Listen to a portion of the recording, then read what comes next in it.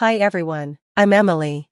Thanksgiving was supposed to be a day to feel thankful and spend time with family, but for me, it became one of the hardest days I've ever been through. I'm a senior in high school, and I love architecture and design. This year was important for me because I was working toward my future, but things at home have been different ever since my mom passed away and my dad remarried. Now, my stepmom Susan lives with us, along with her 2 kids. It's been tough, with lots of mixed emotions.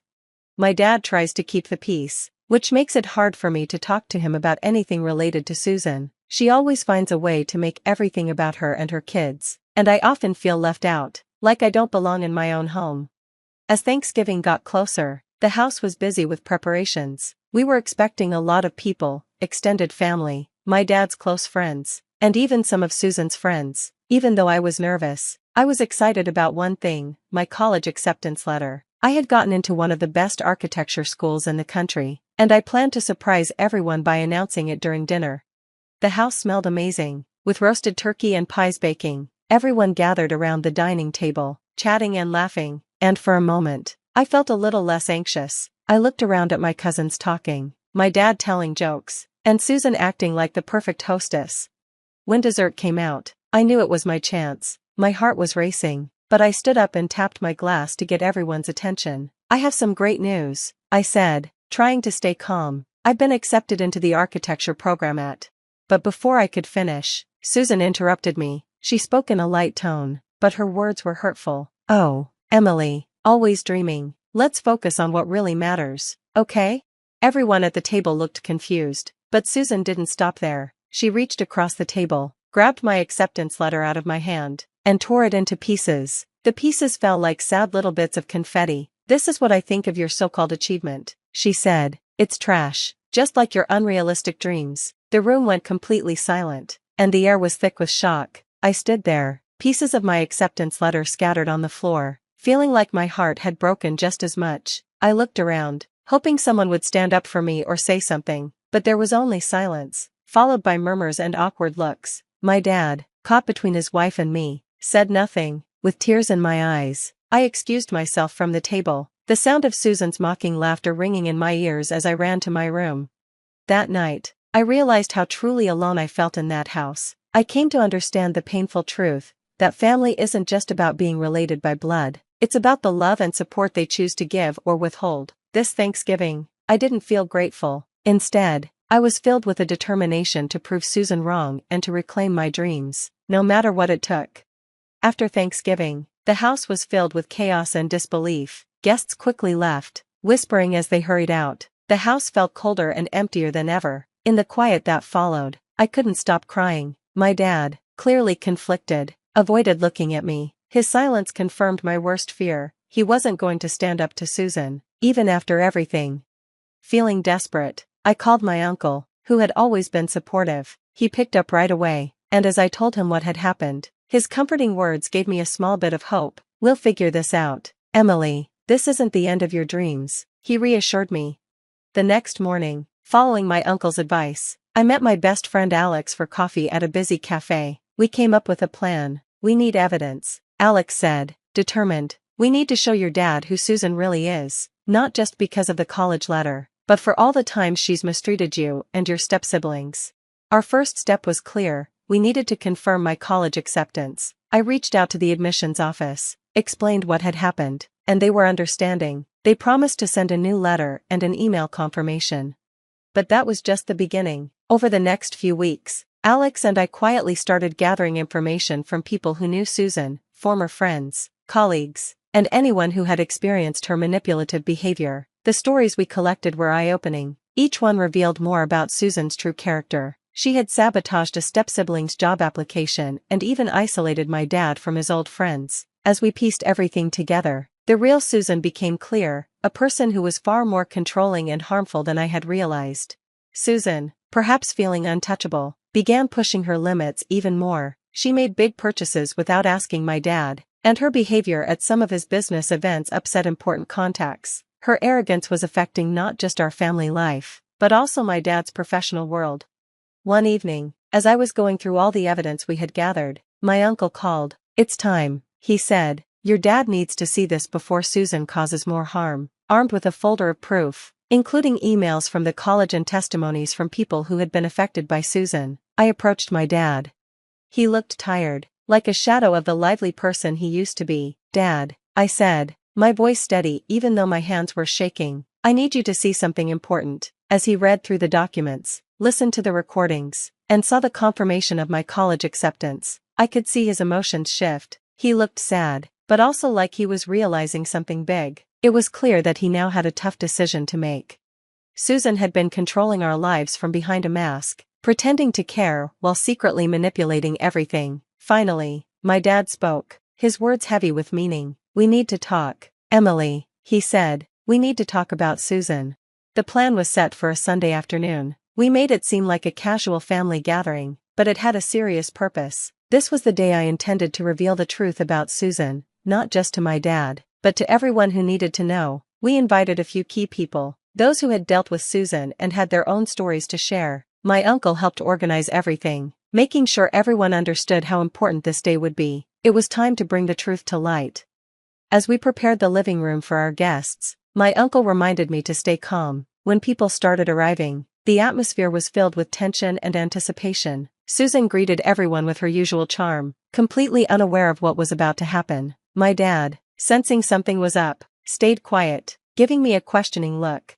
Once everyone was seated, I stood up. My hands were shaking slightly, but my voice was strong. "Thank you all for coming today," I began. "I know this seems like a regular gathering, but it's important. It's about my future, and the future of our family." I glanced at my dad, who nodded for me to continue. "This isn't easy, but it's necessary. Many of you have had experiences with Susan that were less than positive, and today we are bringing those to light, not out of spite, but to find the truth."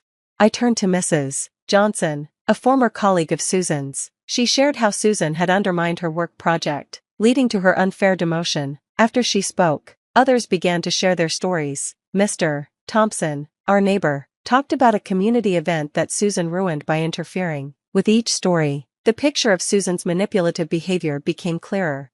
Susan's face grew pale, and her usual calm demeanor began to slip as more people spoke. My dad's expression darkened with each new revelation, as he started to piece together the truth he had been avoiding. When it was my turn, I held up my shredded college acceptance letter, now taped back together, a symbol of what Susan had done. "This was my college acceptance letter, which Susan tore up on Thanksgiving," I said. "It should have been a night of celebration, but it turned into one of the worst nights of my life." The room fell silent as everyone absorbed the weight of what had happened. My dad, who had been quietly listening the entire time, finally stood up. His usual indecision was gone, replaced with determination. "I can't ignore this any longer," he said, his voice filled with emotion. "Susan, these actions cannot be part of this family." Susan tried to defend herself, making excuses and denying everything, but the evidence was too strong. Her true nature had been revealed, and there was no way for her to hide anymore. As the gathering came to an end and the guests began to leave, my dad stopped me at the door. "I'm sorry, Emily," he said, his eyes filled with regret. "I should have seen this sooner. We'll fix this. We'll make things right." That day marked a turning point. It was the beginning of the end of Susan's control over our lives and the start of a new chapter, one led by truth and integrity. After that day, the fallout for Susan was fast and severe. Word of her actions spread quickly through the community, and her carefully built image fell apart. Friends and acquaintances distanced themselves from her, not wanting to be associated with her manipulative behavior. Even her social media profiles became ghost towns, reflecting how isolated she had become in real life. The effects of Susan's behavior didn't just hurt her socially, they also impacted her financially. With her reputation ruined, she found herself isolated from the social circles she once ruled. She lost business opportunities, and the financial strain began to show. Her once carefully controlled world turned into a place of uncertainty and rejection. Meanwhile, with my dad's support, I was able to focus on my future. He helped me reapply to the architecture school, and this time I not only got accepted but also received a scholarship. The pride in his eyes as he handed me the acceptance letter made my heart swell. It was a moment of redemption and a new bond between us. When I moved to campus early, I fully immersed myself in my studies. The college environment was so different from the suffocating atmosphere back home. Here, I wasn't just the girl from a troubled family, I was Emily, the aspiring architect. I thrived in my classes, with my designs praised for their creativity and attention to the environment. The freedom to express myself and be appreciated for my talent was amazing. Back home, my dad decided to file for divorce from Susan. It wasn't easy, but it was necessary for our family to heal. He shared updates with me during our weekly calls, and each conversation felt like a step toward healing the emotional wounds Susan had left behind. A key moment of my new beginning came one sunny afternoon at a cafe near campus. I was surrounded by new friends, chatting with my dad and uncle over video call. I opened another letter from my college, this time inviting me to an exclusive architectural workshop in Europe because of my potential and achievements. As I read the letter aloud, my friends cheered, and my dad and uncle proudly congratulated me. It was a moment of pure joy, showing just how far I had come.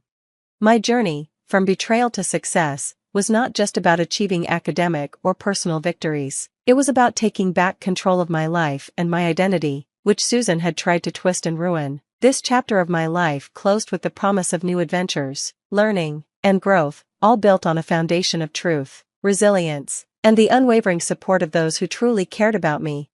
As the sun set over the cafe that day, I realized that the best way to overcome everything wasn't just to survive, it was to thrive. I had proven that no one could stop me from reaching my dreams.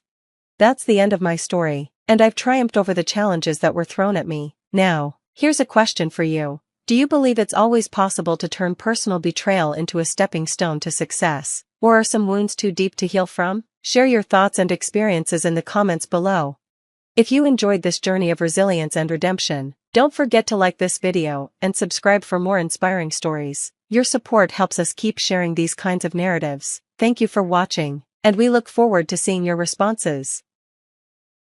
Claire, what if we never have a child? What if I never become a dad?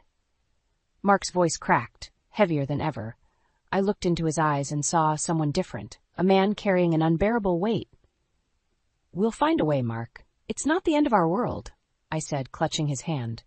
But as the days went by, I couldn't help but sense the urgency creeping in. I watched as parents strolled with their kids in the park, and my chest tightened with longing. I carried a silent hope each month, only for it to shatter like thin glass. Eventually, we decided to see a specialist. The examination room was sterile, too white and too bright. The doctor's words echoed painfully.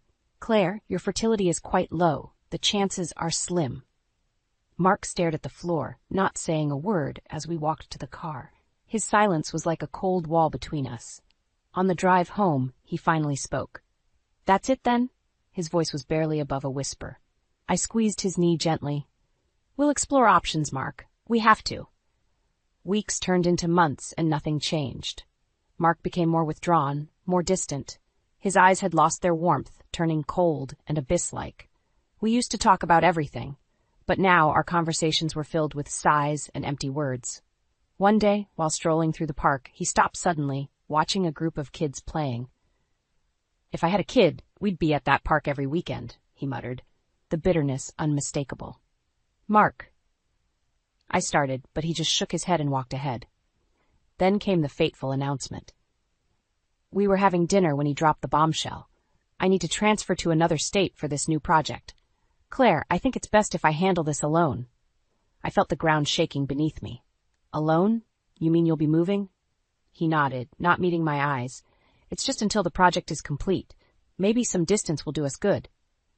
I wanted to scream, to fight, but instead I just nodded. All right, maybe it will.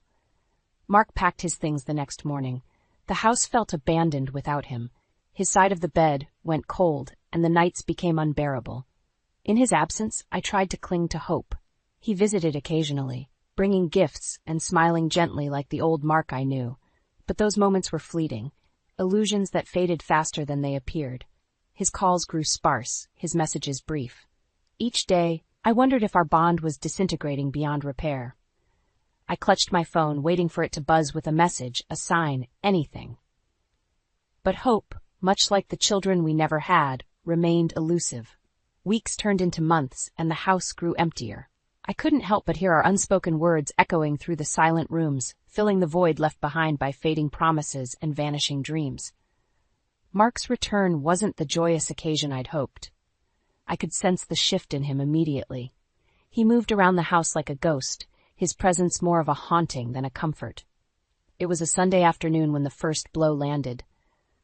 We were walking back from the grocery store when we passed a dad pushing his child on a swing. "If I had a kid, we'd be at that park every weekend," he said, louder this time, almost daring me to respond. "Mark, we've talked about this," I said softly, trying to keep the peace. "We've talked, but nothing changes," he snapped. "What's the point anymore?" The sharpness of his words stung, and I swallowed my retort, unwilling to escalate the argument in public. The silence between us grew thicker, filled not with unspoken affection but with unaddressed grievances. Then came the announcement. I was chopping vegetables for dinner when he dropped it on me. "I've been transferred. I need to go to Chicago for the next project." "When?" My hand stopped mid-cut. "Next week," he said, not looking up from his phone. "I'm leaving Monday." I felt a pang of betrayal. "So soon? What about us, Mark? Don't we need to talk about this?" "There's nothing to talk about, Claire. This could be good for us," he sighed. "Maybe some distance will help." I wanted to fight, but the fatigue settled in instead. "All right, if that's what you think." He packed hastily that weekend, and Monday came too quickly. The goodbye was mechanical, a quick peck and a mumbled "take care" before he walked out the door. Weeks turned into months. Phone calls were brief, and his words were laced with indifference. He didn't ask about my days, didn't care if I was lonely. The only time he seemed animated was when he talked about work. One rare evening, he FaceTimed me from his new apartment. "Met some colleagues' families today," he said, filling the space with meaningless chatter. "You should have seen their kids, Claire. It made me think, you know." He paused, eyes narrowing. "Maybe the problem isn't just fertility. Maybe." I straightened up, feeling the sting of his insinuation. "What are you trying to say?" "Forget it." And was that he waved off my concern. "It's nothing." But it wasn't nothing. It was something large and looming, an elephant in the room simply refusing to acknowledge its presence. "Claire, I think it's best if I extend my stay," he said during another cold clinical phone call. "The project needs more time, and I can't be distracted." I knew it was a lie. "Fine," I replied, but the word felt like swallowing a stone. Our love had become a series of unspoken accusations and unmet expectations, two people orbiting around the same pain without ever addressing it directly. And though I still wore my wedding ring, it felt more like a shackle than a promise. His absence became my constant companion, a relentless reminder of dreams deferred and love eroded by time and disillusionment. When the weekends came, I would sit in the park alone, watching families that could have been ours, feeling the cold winds of impending change. Mark's visits home were infrequent, but strategically timed. Birthdays, anniversaries, the occasional holiday. He came back with expensive presents, trying to paper over the growing cracks in our relationship. One Wednesday evening, he surprised me with a necklace, delicate and glittering under the kitchen lights. "Do you like it?" he asked, his voice oddly eager. I admired the necklace, but something inside me hesitated. "It's beautiful, Mark," I said, forcing a smile. "Thank you." He seemed content with my response, quickly moving on to talk about his work in Chicago. "The project is going well. They're even considering me for a promotion." "That's great," I said, trying to match his enthusiasm, but all I could think was how this may only mean more time apart. The visits became a hollow routine. He'd bring gifts, we'd exchange pleasantries, and then he'd leave again. Each time, I thought I saw a flicker of the man I married, only for it to vanish by the time he unpacked his suitcase in Chicago. He called one night, more animated than usual. "The project might be extended," he said, not even bothering to mask the enthusiasm in his voice. "This could mean big things for us. For us or for you?" I couldn't help but question. "Come on, Claire. It's all connected," he shot back, irritation edging his words. I sighed, the weight of everything pressing down. "Whoa, Mark, when will this end?" He didn't have an answer, just more empty words about career opportunities and our supposed future. The hopes I clung to were growing thinner, just like his visits. One Friday, after not hearing from him for weeks, he showed up at our doorstep. "Thought I'd surprise you," he said, holding out a small box. Another trinket, another attempt to glue the pieces back together with material things. "Thank you," I murmured, accepting the gift but feeling none of the joy I once did. Later that evening, we sat on the couch, the silence oppressive. Mark fiddled with his phone, barely engaging in the forced small talk. "Maybe once this assignment wraps up, we can go on a trip," he suggested. "Are you sure you'll even be free, Mark?" The skepticism slipped out before I could stop it. His eyes flashed with annoyance. Why do you always have to be so negative? I'm doing this for us. For us, I repeated. Or for you? He stood up abruptly. Fine. If you can't appreciate anything I'm doing, maybe it's better if I stay away longer. His words hit like a punch. Is that what you want? I asked, my voice trembling. He paused, staring at me for a moment before replying, Maybe it is. Maybe some real distance will help us figure things out. And with that, he left just as quickly as he had come. Alone in the quiet house, I turned over his words, trying to find meaning in the chaos our lives had become. I watched the clock, each passing minute a reminder of the increasing distance between us. Our marriage, held together by fragile gifts and broken promises, was slowly unraveling, leaving me with nothing but the lingering scent of his cologne and a growing sense of impending change. Mark returned unexpectedly on a Saturday morning, a tight grip on his briefcase and an expression I couldn't read. I stood in the kitchen doorway, wiping my hands on a towel. Mark, what's wrong? He exhaled sharply. We need to talk. My heart sank as I led him to the living room. We sat down, the tension thick in the air. Without preamble, he said, There's a colleague of mine who can't raise her baby. She's looking for someone to adopt. Should we consider it? His sudden proposal stunned me. Adopt? Without even discussing this? Who is she? The mother isn't important, Claire, he said, voice rising defensively. The baby needs a home. Of course, the mother matters, Mark. How can we adopt a child without knowing anything about the situation? His eyes narrowed, the intensity of his gaze almost suffocating. Why does it matter who the parents are? Do you want this or not? I felt cornered, the weight of his ultimatum pressing down on me. I need time to think, Mark. This isn't a decision we can make overnight. He stood up abruptly, anger flashing in his eyes. Well, think quickly. I need an answer soon. We discussed adoption again late into that night, the atmosphere fraught with tension. I just think we should meet her, at least know her story, I ventured, trying to keep my voice steady. Claire, why can't you just trust my judgment for once? I know what's best for us. His words felt like a slap. It's not about trust, Mark. This is a huge decision, and we need to be sure. He slammed his hands on the table, making the dishes clatter. If you can't accept this, we're done. The finality in his voice left little room for negotiation. Tears welled up, but I refused to let them fall. All right, I said quietly. I'll gather my things. I moved through the house mechanically, packing my belongings into suitcases and boxes. Mark watched, his face unreadable, offering no help and no words. By the time the sun rose, I was packed and ready to leave. As I stood at the door, I looked back one last time. I'll contact a lawyer about the divorce, I said, my voice sounding foreign to my own ears. Fine, he replied, turning away.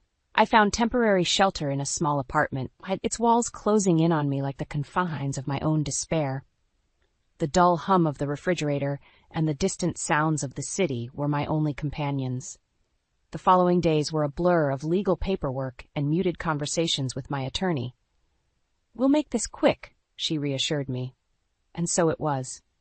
The divorce process moved swiftly, and I started looking for a new job to avoid any chance encounters with Mark at the office we once shared. A legal assistant position opened up, and I grabbed at the opportunity like a lifeline. In the sterile confines of the law firm, I found some semblance of routine. Sarah, my new boss, was kind and understanding, sensing but not prying into my recent turmoil. The work was demanding, but gave me little time to dwell on my broken marriage.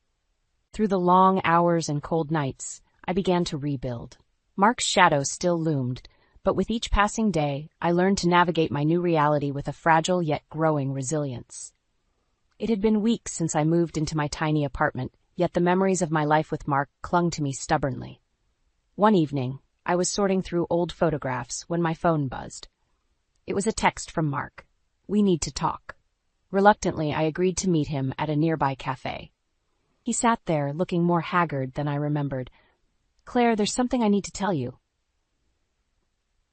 What's it now, Mark? I asked, my patience worn thin. He ran a hand through his hair, clearly uncomfortable. The adoption option, it's off the table. Why? I asked, heart pounding. What happened? She changed her mind, he replied, looking away. I should have told you sooner. Anger bubbled up inside me. You put me through all that for nothing? Do you even realize how much you hurt me? He sighed deeply, as if he were the victim. I'm sorry, okay? Things just got complicated. Complicated, I echoed, shaking my head in disbelief. That's all you have to say? Mark shifted uncomfortably in his seat. Look, let's not dwell on the past. How are you doing? The question was a slap in the face, his attempt at small talk unbearable. I'm moving on, Mark. Unlike you, I can't afford to linger in the past. I left the cafe feeling no better, but with a renewed sense of determination. Our meeting was the push I needed to let go of any lingering hopes that things might ever change. The next few weeks flew by, with work being my only solace. Each legal document I processed felt like a step further from my old life. One day, during lunch, Sarah approached me.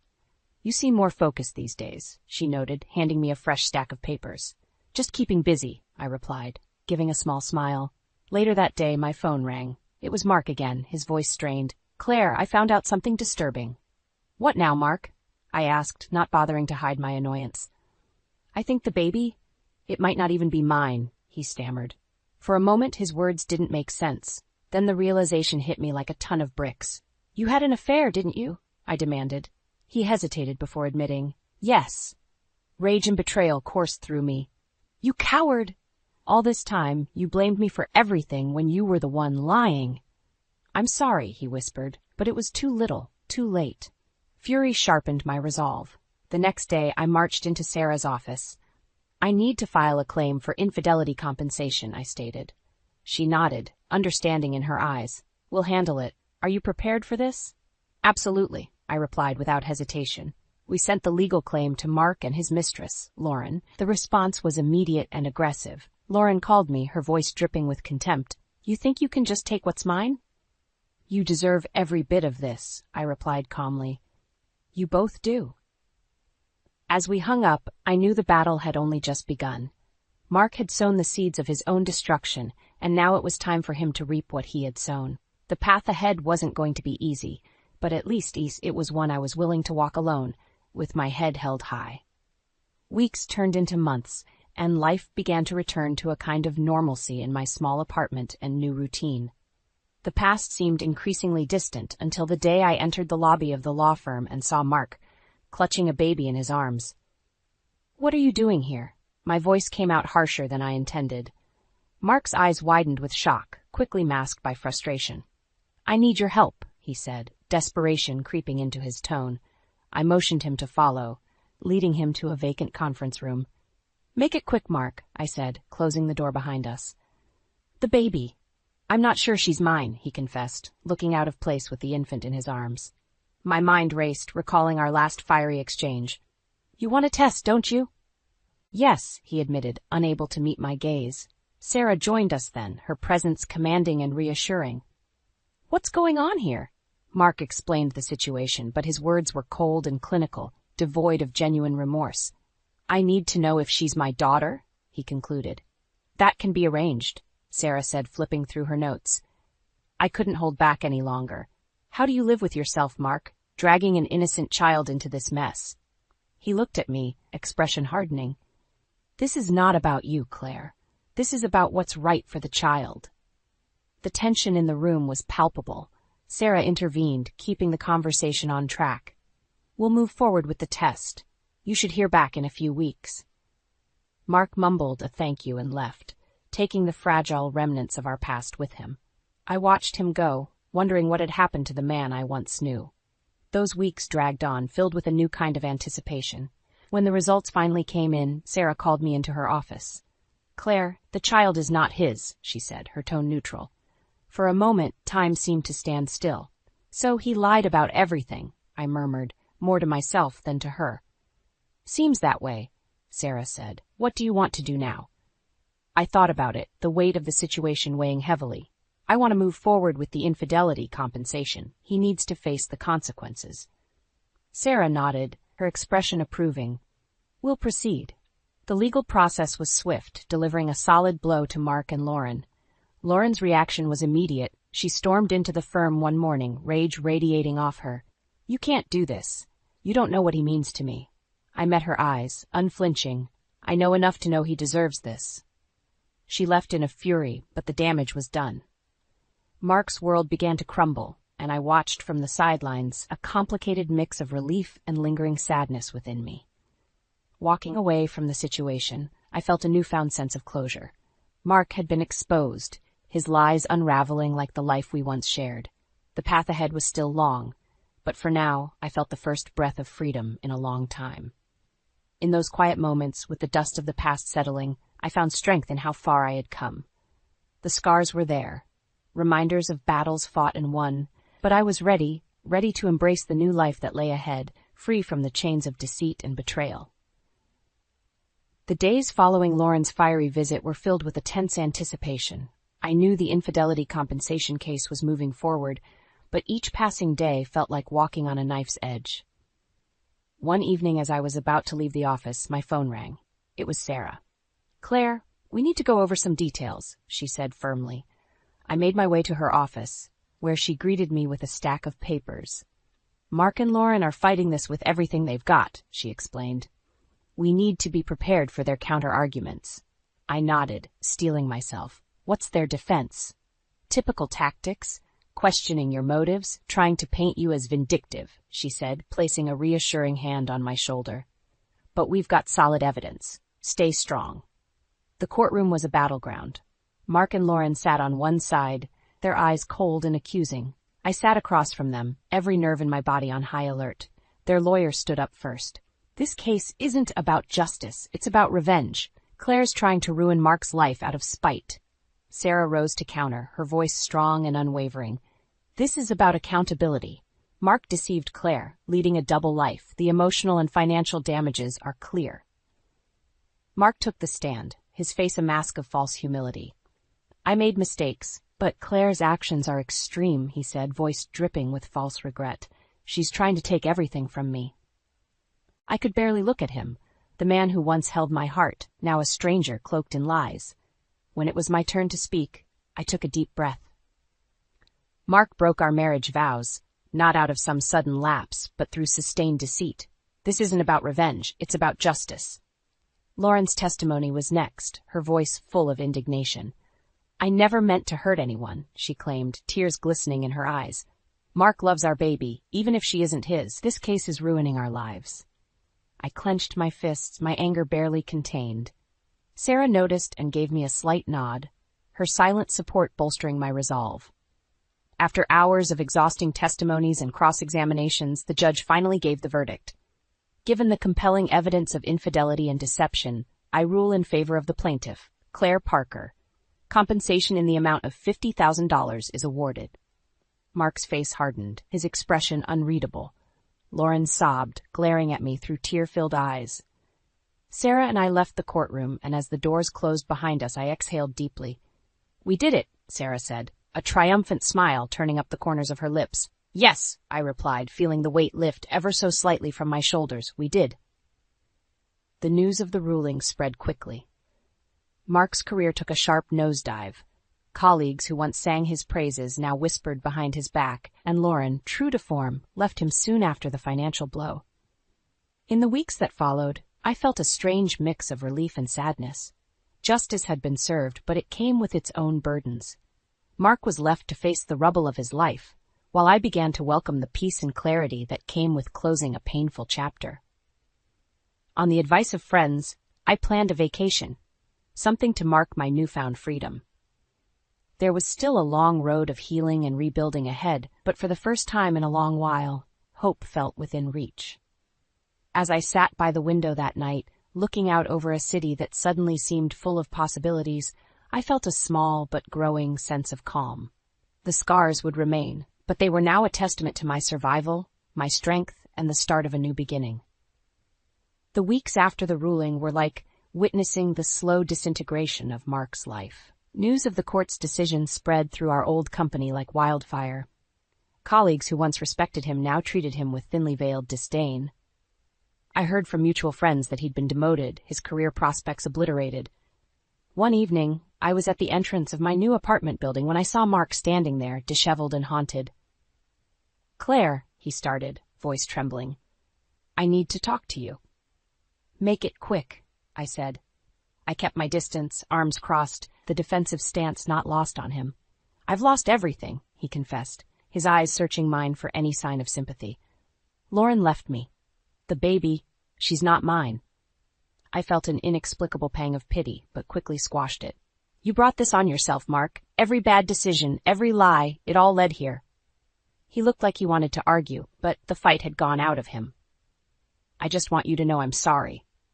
Sorry doesn't fix everything, I replied coldly, turning and walking inside without looking back. I dedicated myself fully to my work at the law firm, the hustle and bustle becoming a kind of sanctuary. Sarah continued to be my rock, providing both professional guidance and personal support.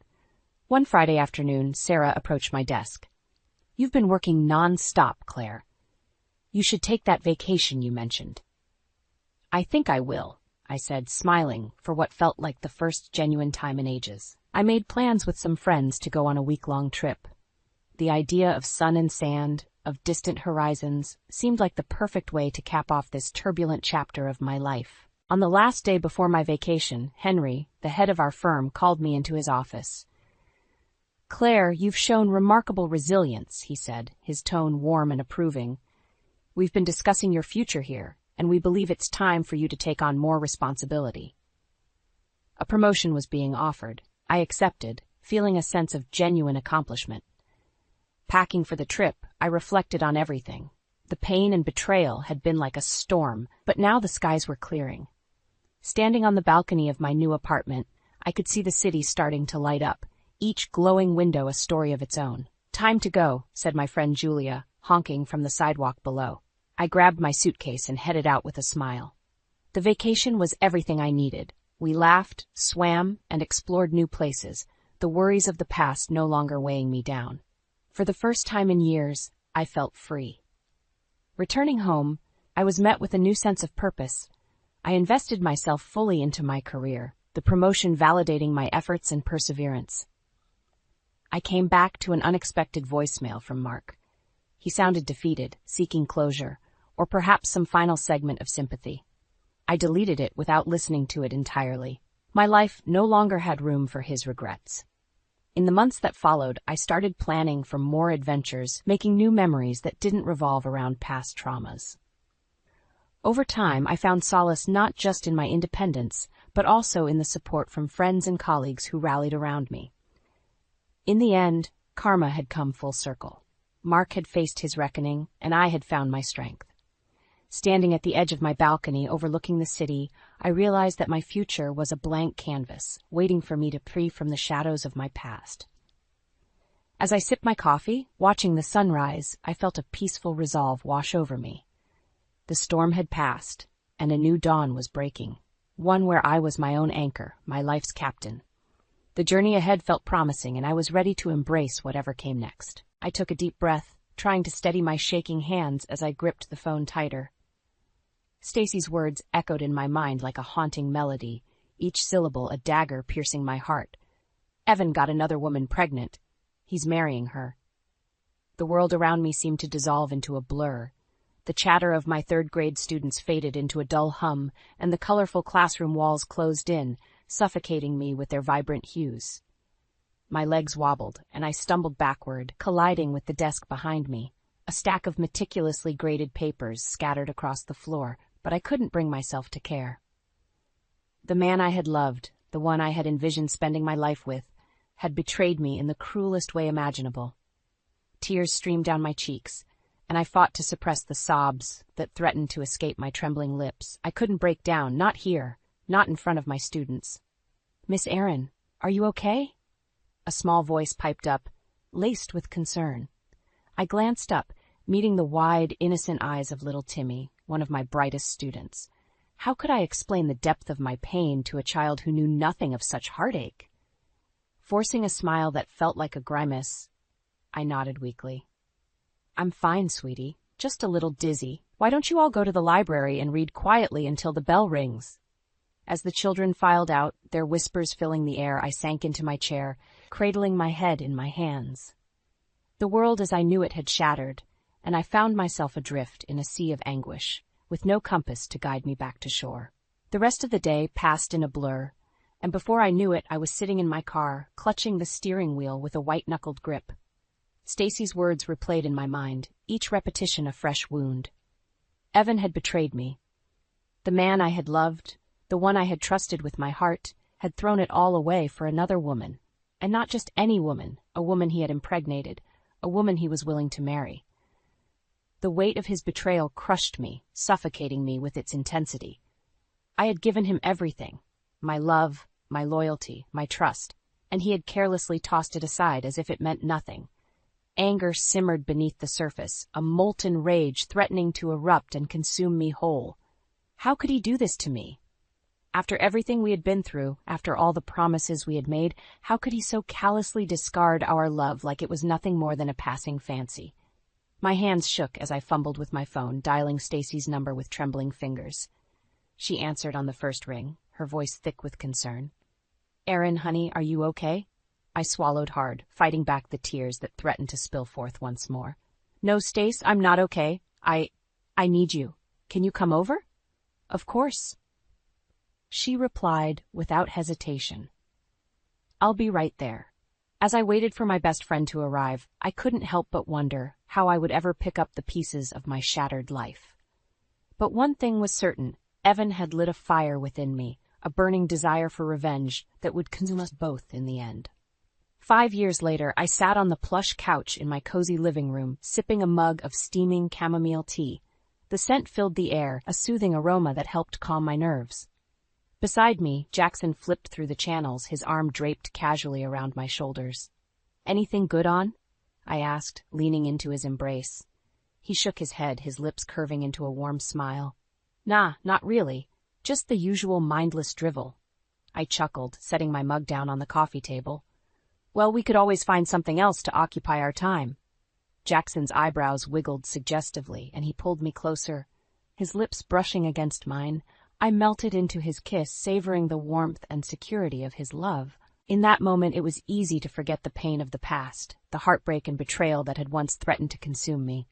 Jackson had been my anchor, my rock in the storm, and with his unwavering support, I had rebuilt my life from the ashes of Evan's betrayal.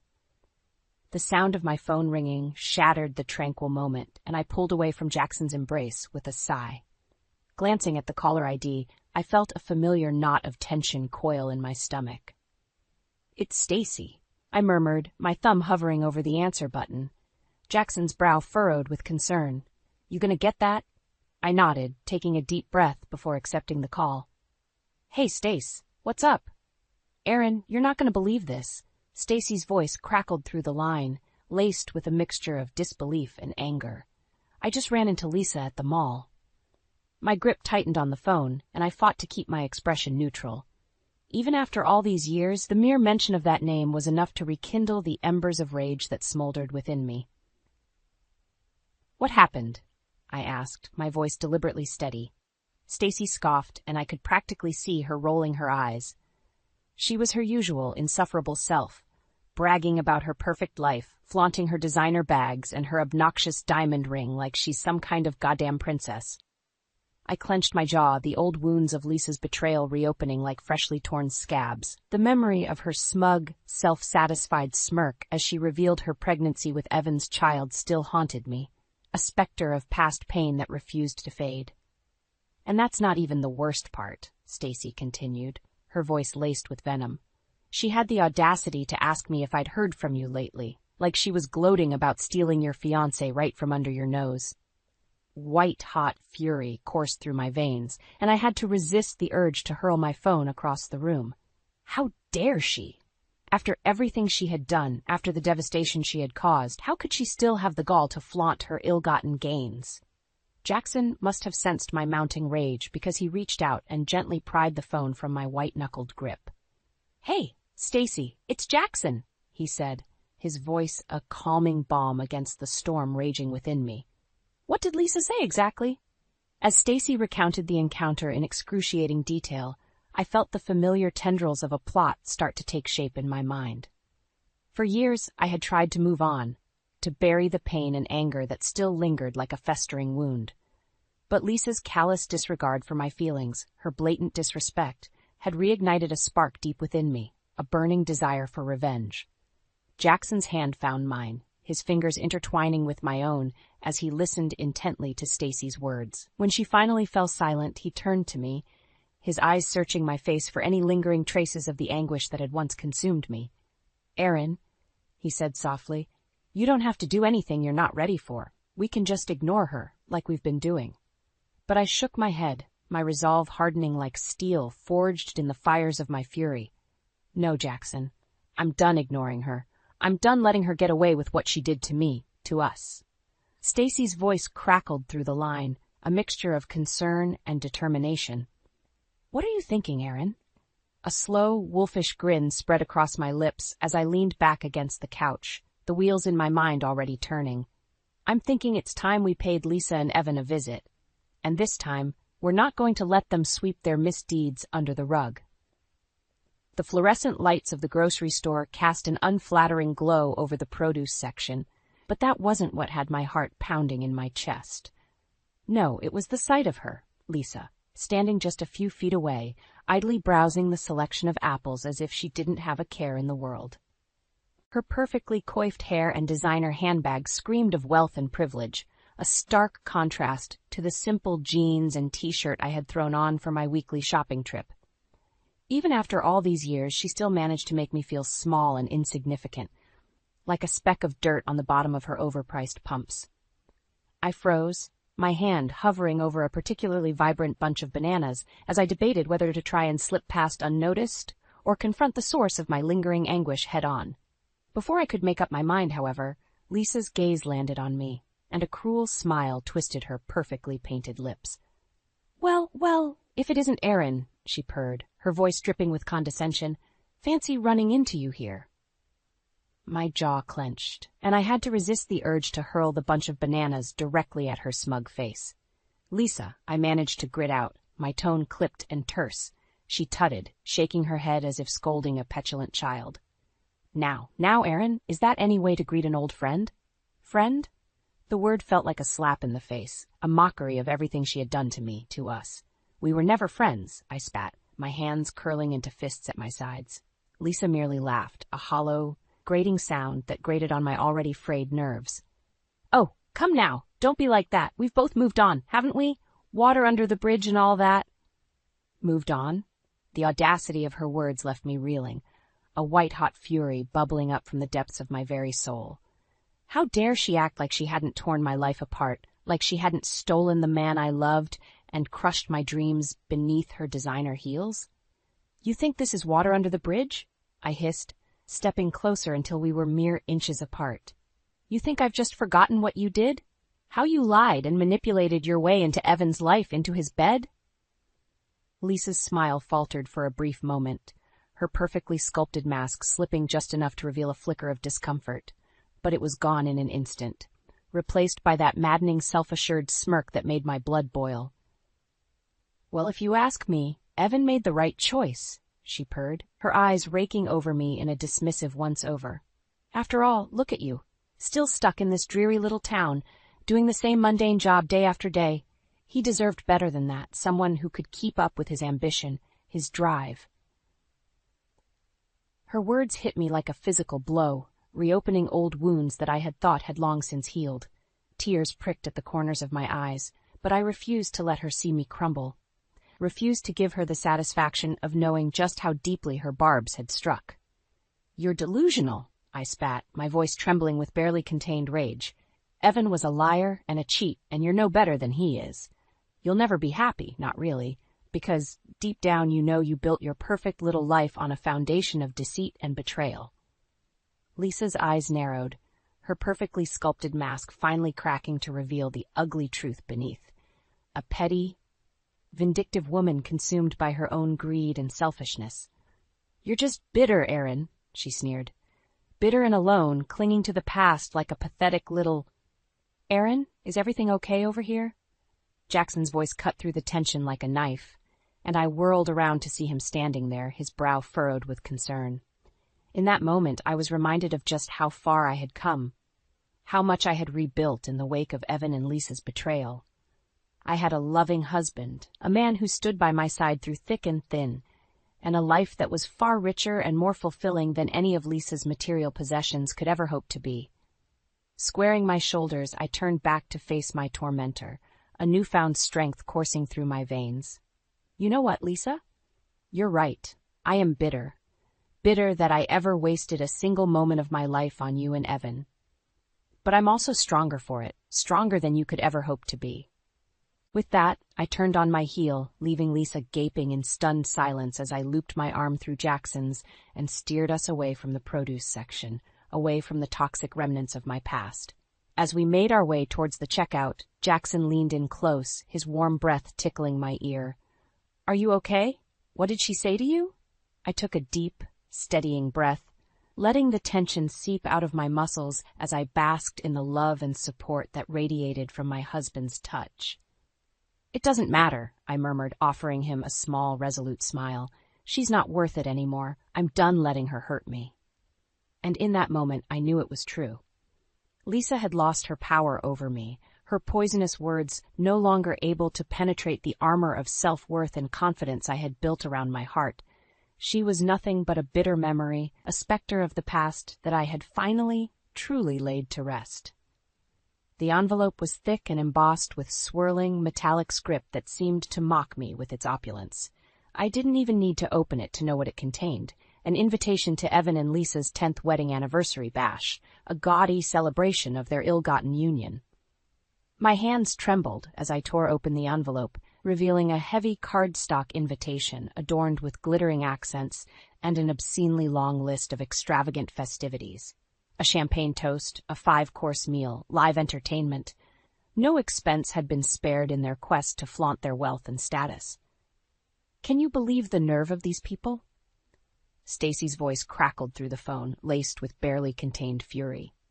After everything they put you through, they have the audacity to invite you to this farce of a party? I swallowed hard, my throat constricting as a wave of memories threatened to drown me. Memories of Evan's betrayal, of Lisa's smug satisfaction as she stole the life I had so carefully built for myself. I don't know what to do, Stace, I admitted, my voice small and tremulous. Part of me wants to just toss this thing in the trash and pretend it never happened, but another part of me burned with a desire for vengeance, a simmering rage that had been stoked by Lisa's taunts at the grocery store. For years, I had tried to move on, to rebuild my life in the wake of their deceit. But no matter how hard I tried, the wounds they had inflicted never seemed to fully heal.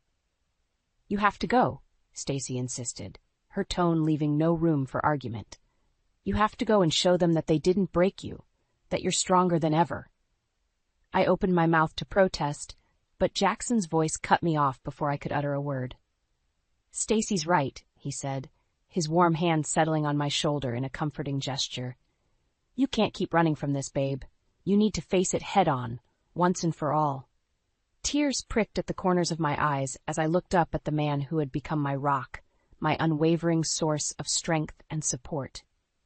He had been there for me through it all, holding me together when the weight of Evan and Lisa's betrayal threatened to shatter me into a million pieces. But what if I can't do it?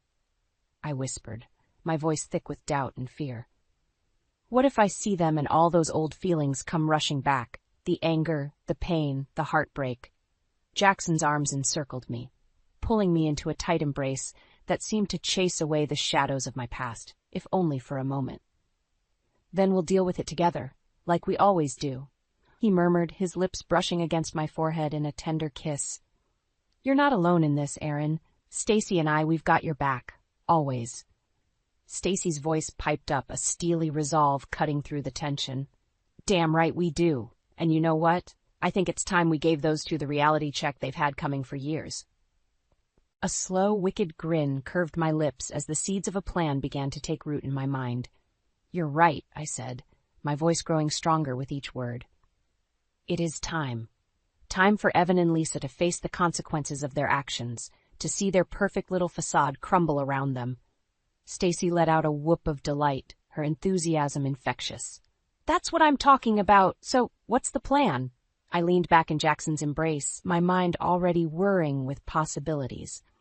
Well, for starters, we're going to need evidence. Texts, emails, anything that proves just how far Evan and Lisa were willing to go to get what they wanted.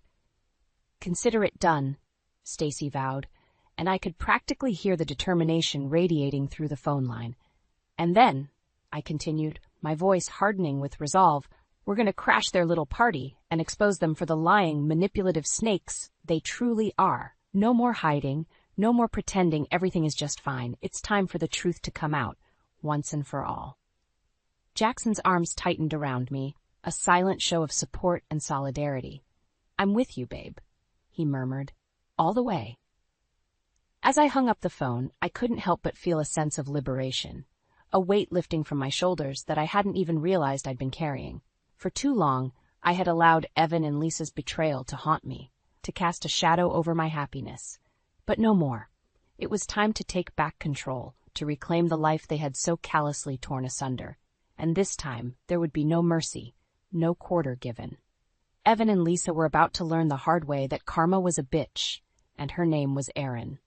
Stacy's living room had become our makeshift war room, the coffee table littered with printouts, photos, and a growing collection of evidence against Evan and Lisa. I shuffled through the stack of documents, my jaw clenching tighter with each damning piece of proof. "Look at this," I muttered, holding up a crumpled sheet of paper. "It's an email from Lisa to one of her friends, bragging about how she landed a real catch with Evan. She even included a photo of the stupid rock he put on her finger." Jackson leaned over, his brow furrowing as he scanned the words. "Unbelievable. She was plotting to steal him from you from the very beginning." "That's not even the worst of it," Stacy chimed in, her fingers flying over her laptop keyboard. "I've been digging deeper into Lisa's past, and let's just say our girl has a bit of a history when it comes to going after taken men." She spun the laptop around, revealing a series of social media posts and screenshots that painted a damning picture. Lisa, cozying up to various men at parties and events, all while their unsuspecting partners looked on obliviously. "This one's my personal favorite," Stacy snickered, pointing to a particularly incriminating photo.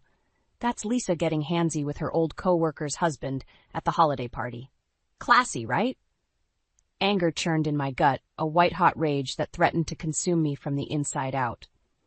How could one person be so utterly devoid of morals, of basic human decency? It was like Lisa had made it her life's mission to destroy relationships and leave a trail of broken hearts in her wake. But this time, she had messed with the wrong woman. "We've got her," I growled, my hands curling into fists at my sides. "We've got all the ammunition we need to take that smug bitch down once and for all." Jackson's hand found mine, his fingers intertwining with my own in a silent show of support. "Easy, babe," he murmured. "We don't want to go in half-cocked and screw this up. We need to be smart about this, plan our attack carefully." I took a deep breath, forcing myself to rein in my burning fury. He was right. We couldn't afford any slip-ups, not when the stakes were this high. Evan and Lisa deserved to have their world crumble around them, to feel the same anguish and humiliation they had so callously inflicted upon me. "Okay," I said, squaring my shoulders with a newfound sense of determination. "Here's what we're going to do." For the next hour, we pored over every shred of evidence, dissecting it from every angle and mapping out our strategy down to the smallest detail. We would strike at the anniversary party, the perfect stage to expose Evan and Lisa's web of lies for all to see. As the sun began to dip below the horizon, casting long shadows across Stacy's living room, I felt a sense of calm wash over me. The nervous energy that had been coiling in my gut had been replaced by a steely resolve, an unwavering certainty that this was the right course of action. No more running, no more hiding. It was time to face my demons head-on and emerge victorious. Stacy reached out, her hand closing over mine in a firm squeeze. "You've got this, Erin," she said, her eyes shining with a fierce loyalty that warmed my heart. "Those two assholes won't know what hit them," I nodded, offering her a small but genuine smile. "Thanks, Stace, for everything. I couldn't have made it this far without you." "Damn straight," she grinned, her usual brash confidence shining through. "Now, let's go take down those lying cheaters and show them what happens when you mess with Erin fucking Daniels." A surprised laugh bubbled up from my chest, and I felt the last vestiges of doubt and fear melt away. With my best friend and my husband by my side, I was invincible, a force to be reckoned with. Evan and Lisa had made the biggest mistake of their lives when they decided to cross me. and come hell or high water, they were going to pay for it. The ballroom was a study in opulence, dripping with crystal chandeliers and adorned with elaborate floral arrangements that must have cost a small fortune. Waiters in crisp tuxedos flitted between the impeccably dressed guests, offering flutes of champagne and delicate hors d'oeuvres on silver trays. It was the kind of extravagant affair that Lisa had always craved, a chance to flaunt her wealth and status like a badge of honor. And as my eyes landed on her, resplendent in a designer gown that probably cost more than my annual salary, I felt a surge of revulsion ripple through me. She was everything I had once wanted to be, poised, polished, and utterly convinced of her own superiority. But now, as I watched her bask in the adoration of her adoring guests, I saw her for what she truly was, a vapid, shallow woman who had built her entire life on a foundation of lies and deceit. Evan was by her side, of course, his arm draped possessively around her waist as he worked the room with a practiced charm that made my skin crawl. He looked every inch the doting husband, but I knew better than anyone the depths of his capacity for betrayal. "You ready for this?" Jackson murmured, his breath warm against my ear as we made our way towards the center of the ballroom. I swallowed hard, steeling my resolve as I nodded. "More than ready. It's time to end this charade once and for all." Stacy fell into step beside us, her chin jutting out defiantly as she sized up our targets. "Just give the word, Aaron. I've been itching to take those two down a peg or 12. A hush fell over the crowd as we approached, our arrival drawing curious glances and whispered murmurs from the assembled guests. I could feel their eyes boring into me, judging and assessing, but I held my head high, my gaze locked on Lisa and Evan. It was Evan who noticed us first, his brow furrowing in confusion as he caught sight of our little trio. "Aaron?" he called out, his voice carrying through the hushed ballroom. "What are you doing here?" Lisa's head whipped around, her perfectly painted lips twisting into a sneer of disdain as she took in my presence. Well, if it isn't the bitter ex," she drawled, her voice dripping with condescension. "I must say, Aaron, you've got some nerve crashing our anniversary party like this." A mirthless laugh bubbled up from my chest as I met her scathing glare head-on. "Your anniversary party? Please, Lisa. We both know this whole thing is nothing more than a sham, a desperate attempt to cover up the ugliness that lies at the heart of your relationship." Evan's eyes widened, his grip on Lisa's waist tightening as he shot me a warning glare. "Aaron, I think it's best if you leave, now." But I wasn't about to be cowed, not this time. Not when I had the truth on my side, a veritable arsenal of evidence to unleash upon their carefully constructed facade. "Or what, Evan?" I challenged, my voice steady and unwavering. "You'll try to gaslight me again? Convince me that I'm the crazy one for calling out your lies and manipulations?" Lisa's eyes narrowed to slits, her perfectly coiffed mask slipping ever so slightly. "I don't know what kind of game you think you're playing here, but—" "Game!" I cut her off, a harsh bark of laughter escaping my lips. "This is no game, Lisa. This is me finally taking a stand against the two of you and your toxic web of deceit." From the corner of my eye, I could see Stacy and Jackson moving into position, flanking me on either side like loyal soldiers prepared for battle. With a subtle nod, I signaled them to proceed with our carefully laid plan. "You see, while you two have been busy living it up and patting yourselves on the back for your so-called success," I continued, my voice rising to carry over the growing murmurs of the crowd, "we've been gathering evidence. Proof of all the lies, the manipulation, the affairs, everything you've tried so desperately to bury." Stacy stepped forward, brandishing a thick manila folder that bulged with damning documents and photographs. "Care to explain this little gem, Lisa?" she sneered, holding up a printout of the incriminating email I had discovered days earlier. "Or how about all these cozy photos of you cozying up to other men while they were still with their partners?" A hush fell over the ballroom as the assembled guests craned their necks, eager to catch a glimpse of the bombshell revelations unfolding before them. Lisa's face had drained of color, her perfectly composed mask cracking under the weight of our accusations. That's not what it looks like," she stammered, her voice trembling with barely contained panic. "Those photos, they're doctored, they're—" "Save it, Lisa," Jackson cut her off, his voice ringing with contempt. We've got everything we need to expose you to for the lying, cheating snakes you really are. The truth is finally coming out, whether you like it or not." As the pieces of their meticulously constructed facade began to crumble around them, I felt a surge of vindication wash over me. For too long, I had allowed Evan and Lisa's betrayal to haunt me, to cast a shadow over my happiness. But no more.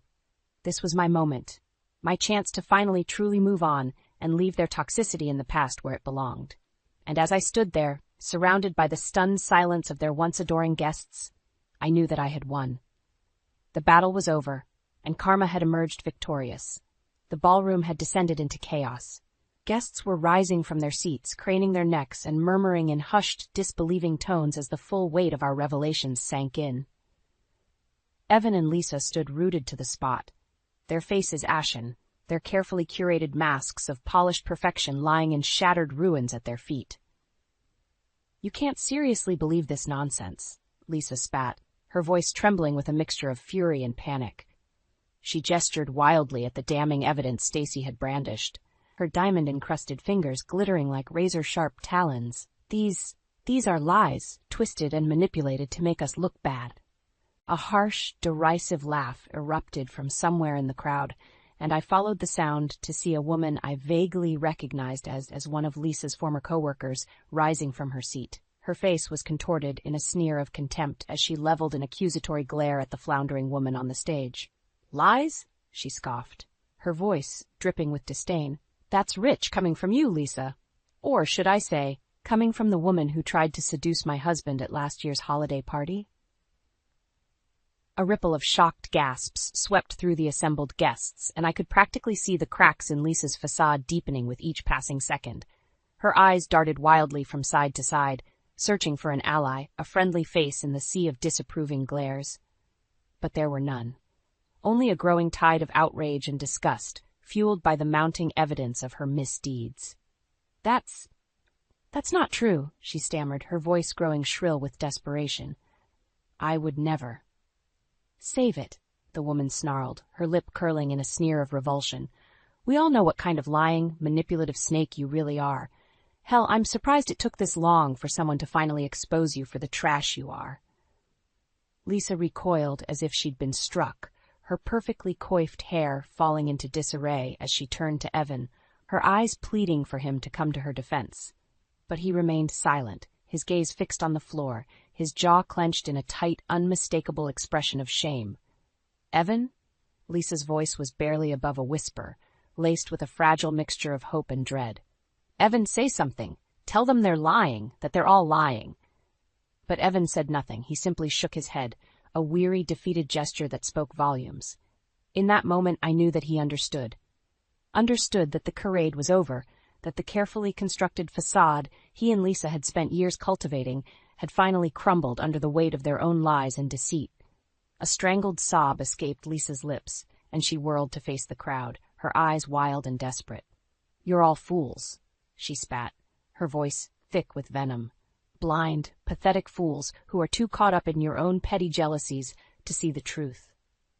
Her gaze landed on me, and for a brief, fleeting moment, I saw the mask slip entirely, revealing the ugly, bitter woman that lurked beneath the surface. "This is all you're doing, isn't it, Aaron?" she hissed, her words laced with pure, unadulterated hatred. "You just couldn't let it go, could you? You had to keep picking at the scab, reopening old wounds because you're too damn bitter and miserable to move on with your life." A hush fell over the crowd, all eyes turning towards me as I stood there, unflinching in the face of Lisa's vitriol. I could feel Jackson and Stacy tense beside me, their protective instincts no doubt kicking into high gear. But I didn't need their defense, not anymore. Not when I had finally found the strength and courage to stand on my own 2 feet and face my demons head-on. "You're right, Lisa," I said, my voice ringing out clear and strong across the hushed ballroom. "I couldn't let it go, because what you and Evan did to me, to us, was unforgivable. You lied, you cheated, you betrayed the very foundations of trust and loyalty that are supposed to be sacred in a relationship." I took a step forward, my gaze boring into hers with an intensity that seemed to cut her to the core. "But you know what? I'm not bitter anymore. I'm not miserable. In fact, I'm happier than I've ever been, because I finally have the closure I need to move on and leave your toxicity in the past where it belongs." Lisa opened her mouth, no doubt to spew forth another venomous retort, but I held up a hand, silencing her before she could utter a word. "Save it," I said, my voice ringing with finality. "You've had your turn to spin your web of lies and deceit, but now it's over. The truth is out, and there's nowhere left for you to hide." With that, I turned on my heel, looping my arm through Jackson's as Stacy fell into step beside us. As we made our way towards the exit, leaving a stunned, shell-shocked Lisa in our wake, I couldn't help but feel a sense of liberation, a weight lifted from my shoulders that I hadn't even realized I'd been carrying. The battle was won, the score finally settled. And as the heavy oak doors swung shut behind us, cutting off the stunned murmurs of the crowd, I knew that I had finally truly left the ghosts of my past behind. It was a new beginning, a chance to start fresh, unburdened by the baggage of Evan and Lisa's betrayal. And this time, nothing and no one was going to stand in my way. The cool night air was a welcome relief as we stepped out of the stifling confines of the ballroom, leaving the chaos and carnage of our truth bomb firmly in our wake. Stacy let out a whoop of unbridled joy, throwing her arms around Jackson and me in a fierce group hug. "Did you see their faces?" she crowed, her eyes dancing with giddy delight. Lisa looked like she was about to combust, and Evan, oh man, I thought he was going to hurl right there on the stage. A surprised laugh bubbled up from my chest, the tension and fury that had been simmering within me dissipating with each passing second. It was over, truly and finally over. The weight of Evan and Lisa's betrayal, the burden I had been carrying for far too long, had been lifted from my shoulders. "I can't believe we actually pulled it off," I murmured, shaking my head in disbelief. "After all this time, after everything they put us through, we finally got our revenge." Jackson's arm snaked around my waist, pulling me into his side as a proud grin stretched across his face. "Of course we did, babe. Those two snakes never stood a chance against us, not when we had the truth on our side." A comfortable silence fell over our little group as we made our way towards the parking lot, the sounds of the city nightlife enveloping us like a familiar embrace. It was in that moment, surrounded by the people who had become my rock, my unwavering support system, that I realized just how far I had come. From the devastation of Evan's betrayal to the hard-won triumph of finally confronting my demons head-on, it had been a long and arduous journey. But through it all, I had emerged stronger, more resilient, and with a newfound appreciation for the unwavering love and loyalty that Jackson and Stacy had shown me. "You know what?" I said, breaking the comfortable silence as we reached Jackson's car. "I think it's time we left all this ugliness behind for good." Stacy arched an eyebrow, her expression a mixture of curiosity and concern. "What do you mean? You're not thinking of, moving away or something, are you?" I shook my head, a smile tugging at the corners of my lips. "No, nothing like that. I just mean, it's time to close this chapter of our lives for good. No more dwelling on the past, no more letting Evan and Lisa's betrayal cast a shadow over our happiness." Jackson's grip on me tightened, his eyes shining with a fierce pride and adoration that never failed to take my breath away. "You're right, babe. We've got a bright future ahead of us, and I'll be damned if we let those two assholes ruin another minute of it." Reaching out, I took Stacy's hand in mine, giving it a gentle squeeze. "You've been with me through it all, Stace. The good, the bad, the ugly. You've been my rock, my best friend in the truest sense of the word, and I don't know what I would have done without you by my side." Tears glistened in Stacy's eyes, but her trademark grin never wavered. "Oh, shut up, you big sap," she chided, pulling me into a fierce hug. "You know I'd do it all over again in a heartbeat. That's what best friends are for, right?" A warmth bloomed in my chest, chasing away the last lingering tendrils of doubt and anguish that had once threatened to consume me. In that moment, surrounded by the people I loved most in this world, I knew that I had everything I could ever need. And then some. "Come on, let's get out of here," Jackson said, jingling his car keys in his hand. "I don't know about you two, but I could really go for a celebratory drink right about now." As we piled into the car, trading jokes and light-hearted jabs, I couldn't help but marvel at the journey that had brought me to this point. It had been a long, winding road, fraught with heartache and betrayal, but in the end, it had led me right here, to a life filled with love, laughter, and the kind of unwavering support that money could never buy. And as we pulled away from the curb, leaving the glittering facade of Evan and Lisa's party in our rearview mirror, I felt a sense of peace wash over me. A new chapter was beginning, one untainted by the shadows of the past, and I couldn't wait to see what adventures and surprises it had in store. Because this time I knew one thing for certain. No matter what life threw my way, I would never have to face it alone. Not when I had Jackson and Stacy by my side, my own personal army of love and loyalty. Together, we were unstoppable, a force to be reckoned with. And as the city lights twinkled around us, I couldn't help but feel a surge of excitement for the future that lay ahead, a future written on our own terms, free from the shackles of Evan and Lisa's toxic legacy. It was a new beginning, a fresh start, and this time, nothing and no one was going to stand in our way. You think you can just walk away, Caroline? The real fight's just starting, and it's one you'll lose. Mark's voice dripped with venom as he spat those words at me. I should have seen it coming, the slow disintegration of the man I thought I knew. The man I fell in love with, whose charm and ambition first captivated me.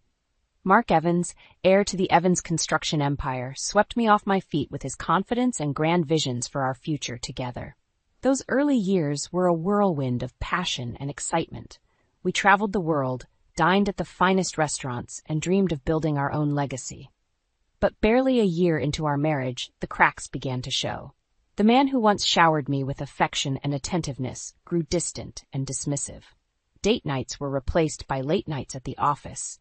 Romantic gestures faded into cold indifference. And when I tried to confront him, to salvage the love we once shared, he shut me down with harsh words and accusations. "You're the one who's changed, Caroline," he'd say, his voice laced with disdain. "You're not the supportive wife I need. You're holding me back." Desperate for understanding, I turned to our friends, but they merely echoed Mark's sentiments. "That's just how men are sometimes," they'd say with a shrug. "You have to give him space." Their dismissive attitudes only deepened my despair. Was I truly the problem? The flawed partner failing to meet Mark's needs? Doubt crept in, eroding my once unshakable confidence. Yet deep down, I knew something was terribly wrong. The man I loved had become a stranger, consumed by a darkness I couldn't comprehend. And as the years ticked by, that darkness only grew, casting an inescapable shadow over our marriage. As the years crawled by, Mark's control over me tightened like a vice. He isolated me from friends and family, making me increasingly dependent on his approval. My once vibrant spirit withered under his constant criticisms. "Why can't you be more like Jessica?" he'd sneer, referring to his coworker at Evans Construction. "She understands the sacrifices it takes to be successful." Jessica. The name alone made my blood boil. She was Mark's new favorite, the young protégé he constantly praised while belittling me as a failure of a wife. "Maybe if you put in half the effort Jessica does, I wouldn't have to work such long hours," he'd taunt, his eyes cold and unfeeling. Whenever I dared voice my concerns to our inner circle, they simply brushed them off as the ramblings of a jealous, insecure wife. "Mark's just under a lot of stress," they'd insist. "You need to be more supportive." Only my sister Kate saw through the facade. "He's manipulating you, Caroline," she pleaded. "This isn't the man you married." But I was too deep in Mark's web of lies to listen. He'd convinced me that my role was to stand by his side, no matter what. To question him was to betray our vows. "You're lucky to have a man like me," he'd snarl, his grip on my arm bruising. "Most women would kill for this life." So I stayed. I endured the emotional neglect, the financial control, the constant belittling, all in the name of keeping my marriage intact. Until one night, everything changed. Kate had come over unannounced, a frantic look in her eyes. "Caroline, we need to talk." She thrust a folder into my hands, the contents spilling out like a damning confession. Bank statements, hotel receipts, even grainy photographs, all evidence of Mark's double life. "He's been having an affair," Kate breathed, her voice trembling, "with Jessica." In that moment, the blinders fell from my eyes. The late nights, the unexplained expenses, the endless praise for his coworker, it all made sense. Mark had betrayed me in the cruelest way possible, and Jessica, that conniving snake, had helped him do it. The evidence of Mark's betrayal was undeniable, but something didn't add up. Why would a successful heir to a multi-million-dollar company risk everything for an affair? Kate insisted we dig deeper. There has to be more to this, she said, her brow furrowed. Mark's not just throwing away his marriage, he's jeopardizing his entire future. That's when I remembered Greg, an old friend from college who now worked at a competing construction firm. If anyone had insight into Mark's business dealings, it would be him. I arranged a discreet meeting at a quiet cafe. Greg's face paled as I laid out the sordid details. Caroline, I had no idea things were so bad with Mark, he said, shaking his head. But you're right to be suspicious. Evans Construction is in serious trouble. According to Greg, the company was drowning in debt from a series of botched deals and mismanaged projects, all orchestrated by none other than my esteemed husband. Mark had been gambling away the family fortune, taking increasingly bigger risks in a desperate attempt to keep the business afloat. He's been cooking the books for years, Greg revealed grimly. If word gets out, Evans Construction could face total collapse. Suddenly, the puzzle pieces fell into place.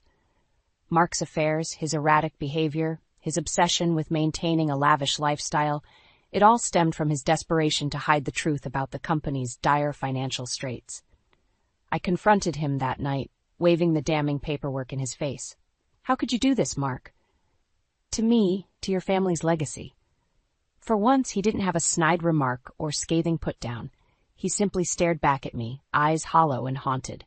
You wouldn't understand, he muttered darkly. I did what I had to do to protect us.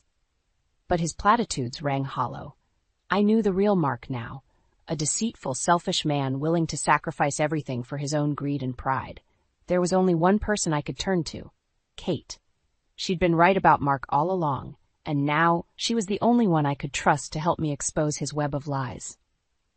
We need to gather evidence, she declared, her voice steely with determination.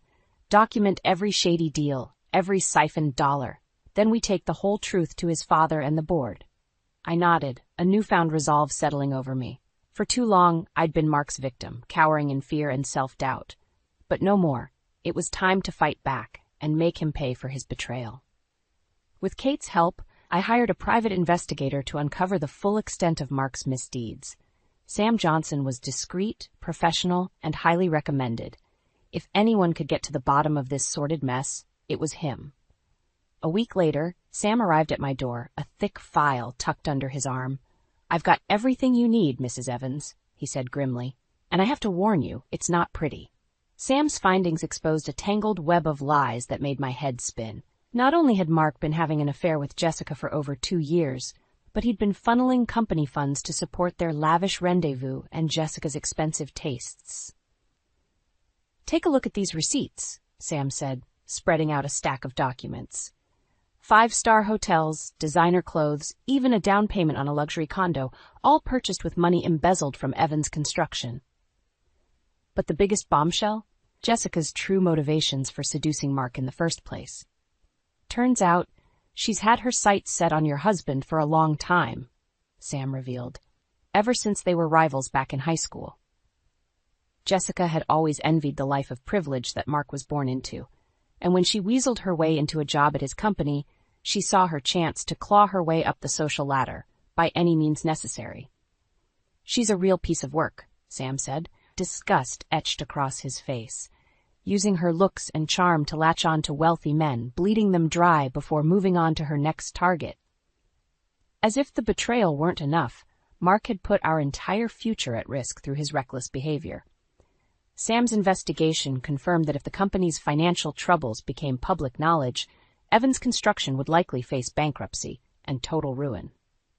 I sat in stunned silence, the weight of Mark's deception crushing me. How could the man I once loved have fallen so far? And with Jessica's poisonous influence whispering in his ear, enabling his worst impulses. We've got everything we need to bury that bastard, Sam declared. The evidence is rock solid. All that's left is for you to decide what to do with it. I didn't hesitate. I want him exposed, I said, my voice trembling with fury. The board, his father, everyone. They all need to know what kind of man Mark Evans really is. Sam nodded, a glimmer of respect in his eyes. You got it, Mrs. Evans. It's time to make them pay for what they've done.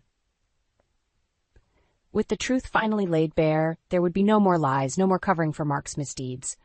The masks were finally off, and I was done playing the victim. Armed with the damning evidence, I summoned Mark to our home under the guise of wanting to talk things over. He arrived cocky and smug, clearly expecting another round of hollow apologies and promises to change. But this time, I was the one in control. "Have a seat, Mark," I said coolly, gesturing towards the sofa. He quirked an eyebrow but complied, that arrogant smirk still plastered across his face. I wasted no time cutting to the chase. "I know everything," I stated, slamming the thick file onto the coffee table. "The affairs, the money laundering, all of it." Mark's expression faltered, his bravado cracking slightly. "Caroline, listen." "No, you listen," I snapped, leaning forward. "This little game of yours is over. I have proof of your misdeeds, enough to bury you and your precious Evans construction for good." He paled, eyes widening as he took in the reams of incriminating evidence laid out before him. For a brief moment, I almost felt a pang of pity watching his world crumble. Then he opened his mouth. "You stupid, ungrateful bitch," he seethed, spittle flying from his lips. "After everything I've done for you, for us, this is how you repay me?" My pity evaporated, replaced by a cold fury. "I repaid you?" I shot back, incredulous. "You betrayed me, Mark. You cheated, lied, stole, all to fund your tawdry little affair with Jessica." The mention of her name seemed to spur him into a rage. He lunged towards me, hands outstretched as if to strike me. "Don't you dare speak her name," he hissed, his face twisted into an ugly sneer. "Jessica's the only one who understands me, who gives me what I need. You're just a pathetic, frigid excuse for a wife." His vicious tirade broke the final thread tethering me to the man I once loved. This hateful, cruel stranger was the real Mark Evans, and I was finally free of his toxic grip.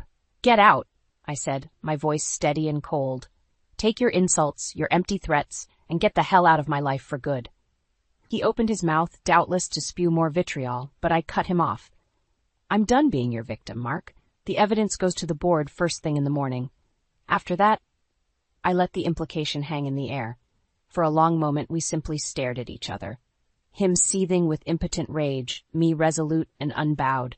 Finally he turned on his heel and stormed out, the door slamming behind him with an air of finality. I exhaled slowly, the weight of years of torment finally lifting from my shoulders. With Kate's fierce support and guidance, I would expose Mark's treachery to his family, to the board, to the world, and I would do it without flinching or faltering. No more games, no more masks. The real fight was only just beginning, and this time I would be the one emerging victorious. The next morning, I strode into the sleek high-rise that housed Evans Construction's corporate offices, the weight of the incriminating file heavy in my hands. Kate walked by my side, her presence bolstering my resolve. "You've got this, sis," she murmured as we approached the imposing double doors leading to the boardroom. "It's time to make that snake pay." I nodded curtly, squaring my shoulders as I pushed open the doors.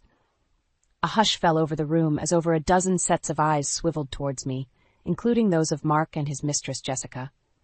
Mark's father, Thomas Evans, presided at the head of the long table, his craggy features set in a disapproving scowl. "This is highly irregular, Caroline," he barked out. "Explanations now." "Of course, Mr. Evans," I replied, my voice steady despite the pounding of my heart.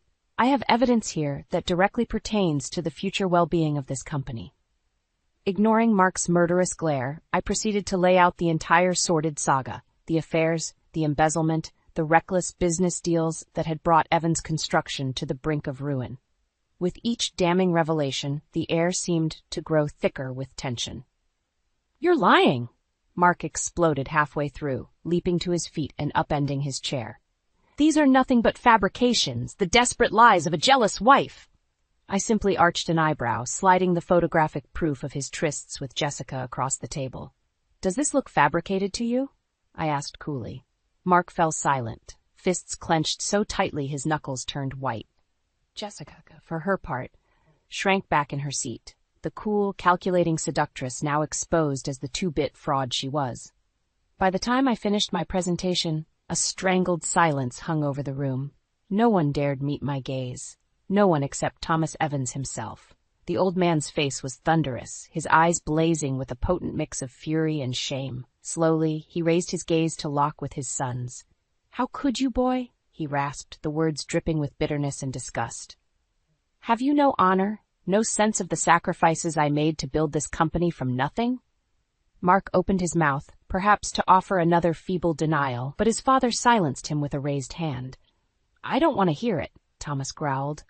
"As of this moment, you are stripped of your position and authority. The decisions you've made, the lies and deception," he shook his head slowly, "you've disgraced this family's name for the last time."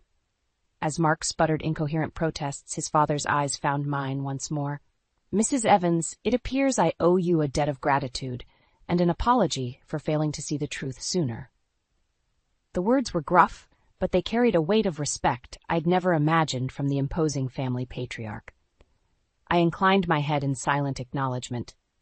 "I expect your full cooperation in rooting out this cancer," Thomas continued, sweeping his gaze over the shaken board members. "Starting today, we begin setting things right." As the disgraced former heir and his disgraced mistress were ushered from the room, I allowed myself a small, vindicated smile. The first battle had been won, but the war was only just beginning. Because in that moment of reckoning, a new and chilling realization had taken root in my mind. Jessica's subterfuge ran far deeper than a mere affair. And I had a sinking suspicion that her role in undermining Evan's construction was just the opening salvo of a much larger, more nefarious plot. In the aftermath of Mark's very public downfall, the legal proceedings moved swiftly. Lawyers descended like vultures, filing suits and countersuits as the once mighty Evans family fought to preserve their legacy. Through it all, Sam the private investigator remained a steadfast ally, his dogged determination to unravel the full truth proving invaluable. And with each new revelation, the extent of Jessica's betrayal grew more staggering. "You were right, Caroline," he told me grimly one afternoon as we pored over stacks of financial records. "Jessica's role in this goes far deeper than a simple affair." It turned out the manipulative vixen had an even more scandalous history with the Evans family, one that predated her affair with Mark entirely. Years earlier, fresh out of college, Jessica had briefly been involved with none other than Thomas Evans himself. She was a bright young intern and he was a powerful, wealthy businessman, Sam explained, disgust clouding his features. The whole sordid thing only lasted a few months before Thomas came to his senses and broke it off, but not before Jessica got her hooks into some sensitive company information. Information that, years later, she was able to parlay into weaseling her way into a job at Evans Construction and into Mark's bed. Her entire seduction had been a calculated long con, designed to bleed the company dry from the inside out. "But that's not even the worst of it," Sam continued, pulling out a confidential dossier. "Take a look at who Jessica's been reporting to all this time." The name on the top sheet made my blood run cold. Andrew Thompson, CEO of Apex Developments, and Thomas Evans' oldest, bitterest rival in the construction game. "You're telling me this was all an elaborate scheme for a corporate takeover?" I breathed, the pieces finally falling into place. Sam's answering nod was grim. "Looks like it. From what I could dig up, Thompson's been looking for a way to take down the Evans empire for years. Planting his little honey trap as a mole was a low blow, but an ingenious one." As the truth sank in, a wave of rage washed over me, not just at Jessica's deceit, but at the sheer depth of Mark's gullibility and weakness. How could he have allowed himself to be so thoroughly manipulated, to be used as a mere pawn in someone else's long game of revenge? The answer, of course, was the same as it had always been: pride and hubris, the toxic combination that had blinded Mark to reality time and again. Even now, facing potential criminal charges and financial ruin, he still couldn't admit the role he'd played in his own downfall. "He's going to try to take you down with him, you know," Sam warned, catching the thunderous expression on my face. "The lawyers are already spinning this as some sort of twisted vendetta on your part." I shook my head, resolute. "Let them try. I have the truth on my side this time, and I'm not afraid to fight for it." With the legal battle looming and the fate of Evans Construction hanging by a thread, it was time to make the tough decisions, to separate the innocent from the guilty and excise the rot that had nearly destroyed everything. And I knew just where to spy, rallying the one person who had more reason than anyone to hate Mark and Jessica. Thomas Evans. In the weeks following the explosive boardroom confrontation, the Evans family rallied around a singular mission: saving their legacy from total destruction. With the looming threat of a hostile takeover by Andrew Thompson's Apex Developments, we had to move swiftly and decisively. Surprisingly, my strongest ally in this fight was the man I once feared most, Thomas Evans. "You were right about my son," the old man had growled during one of our clandestine strategy sessions.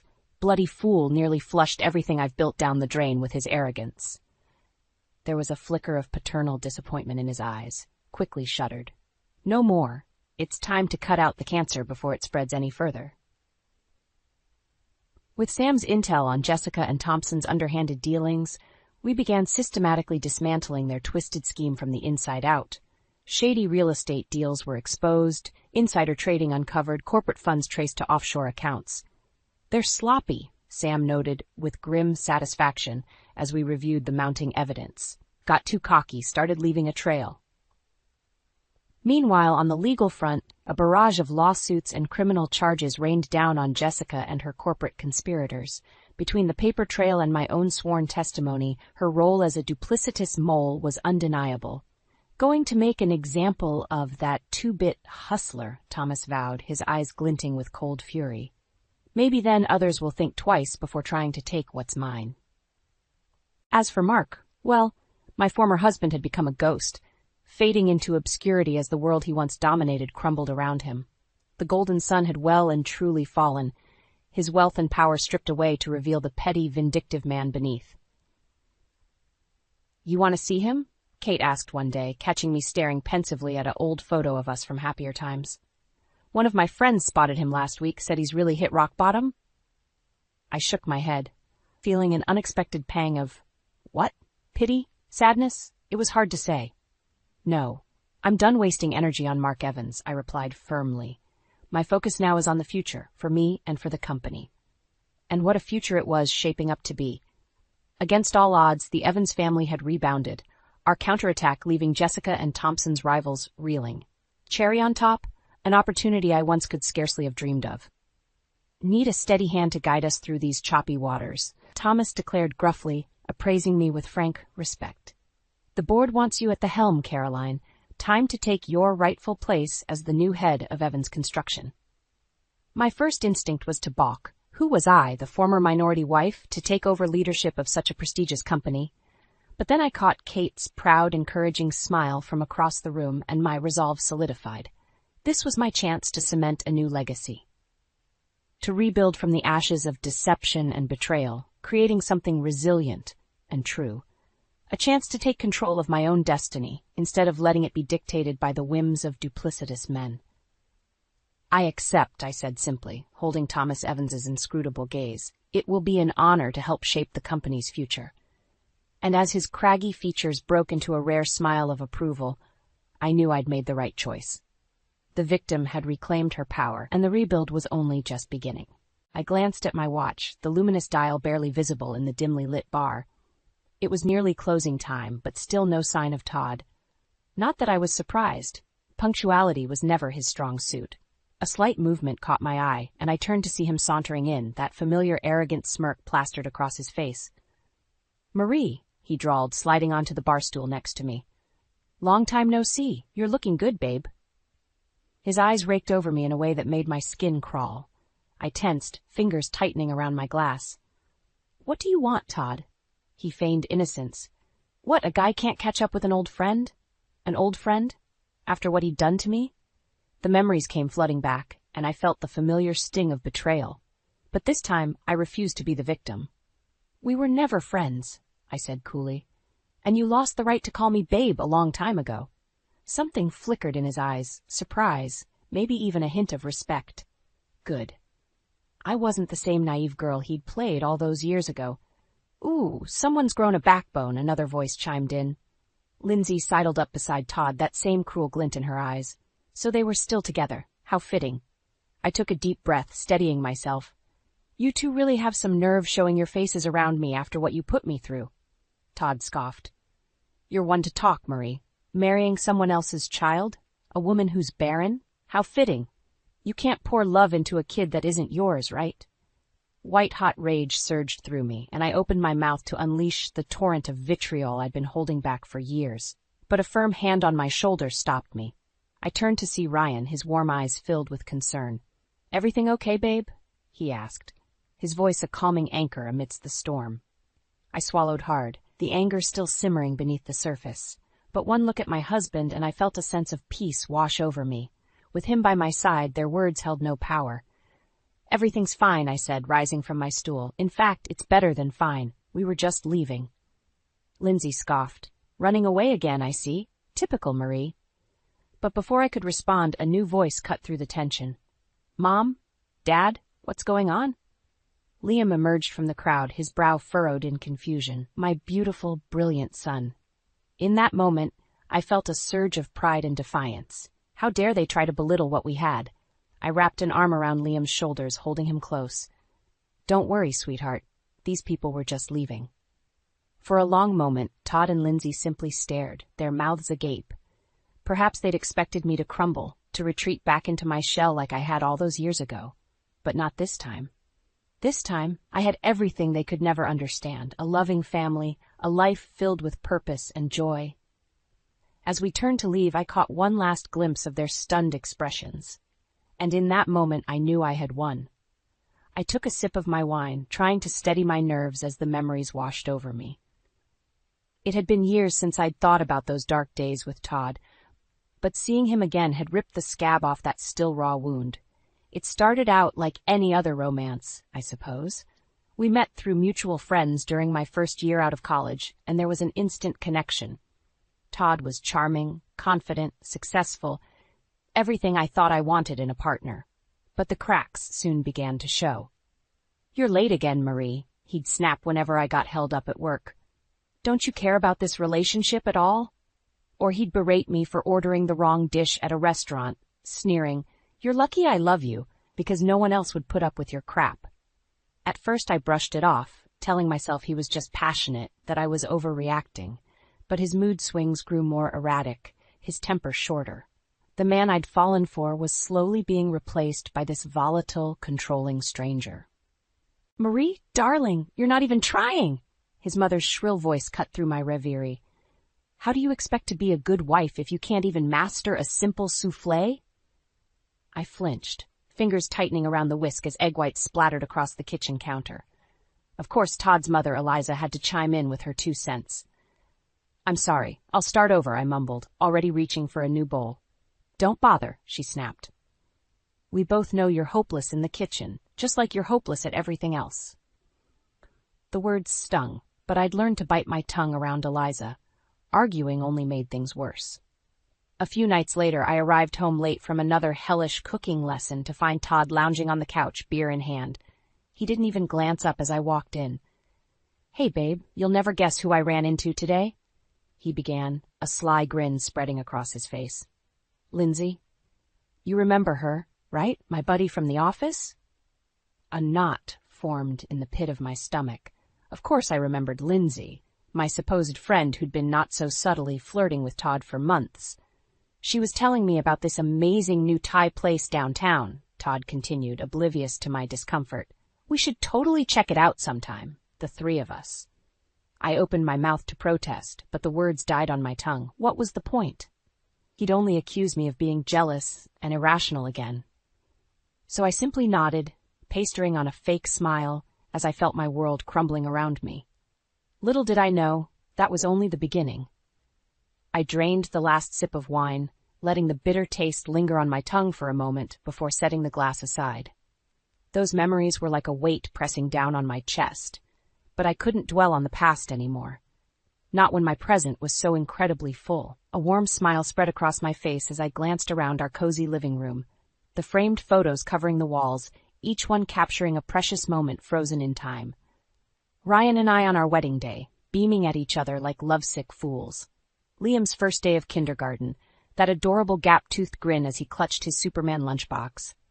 So much had changed since those dark days with Todd. It still amazed me sometimes how far I'd come. I met Ryan at a tech conference in San Francisco, if you can believe it.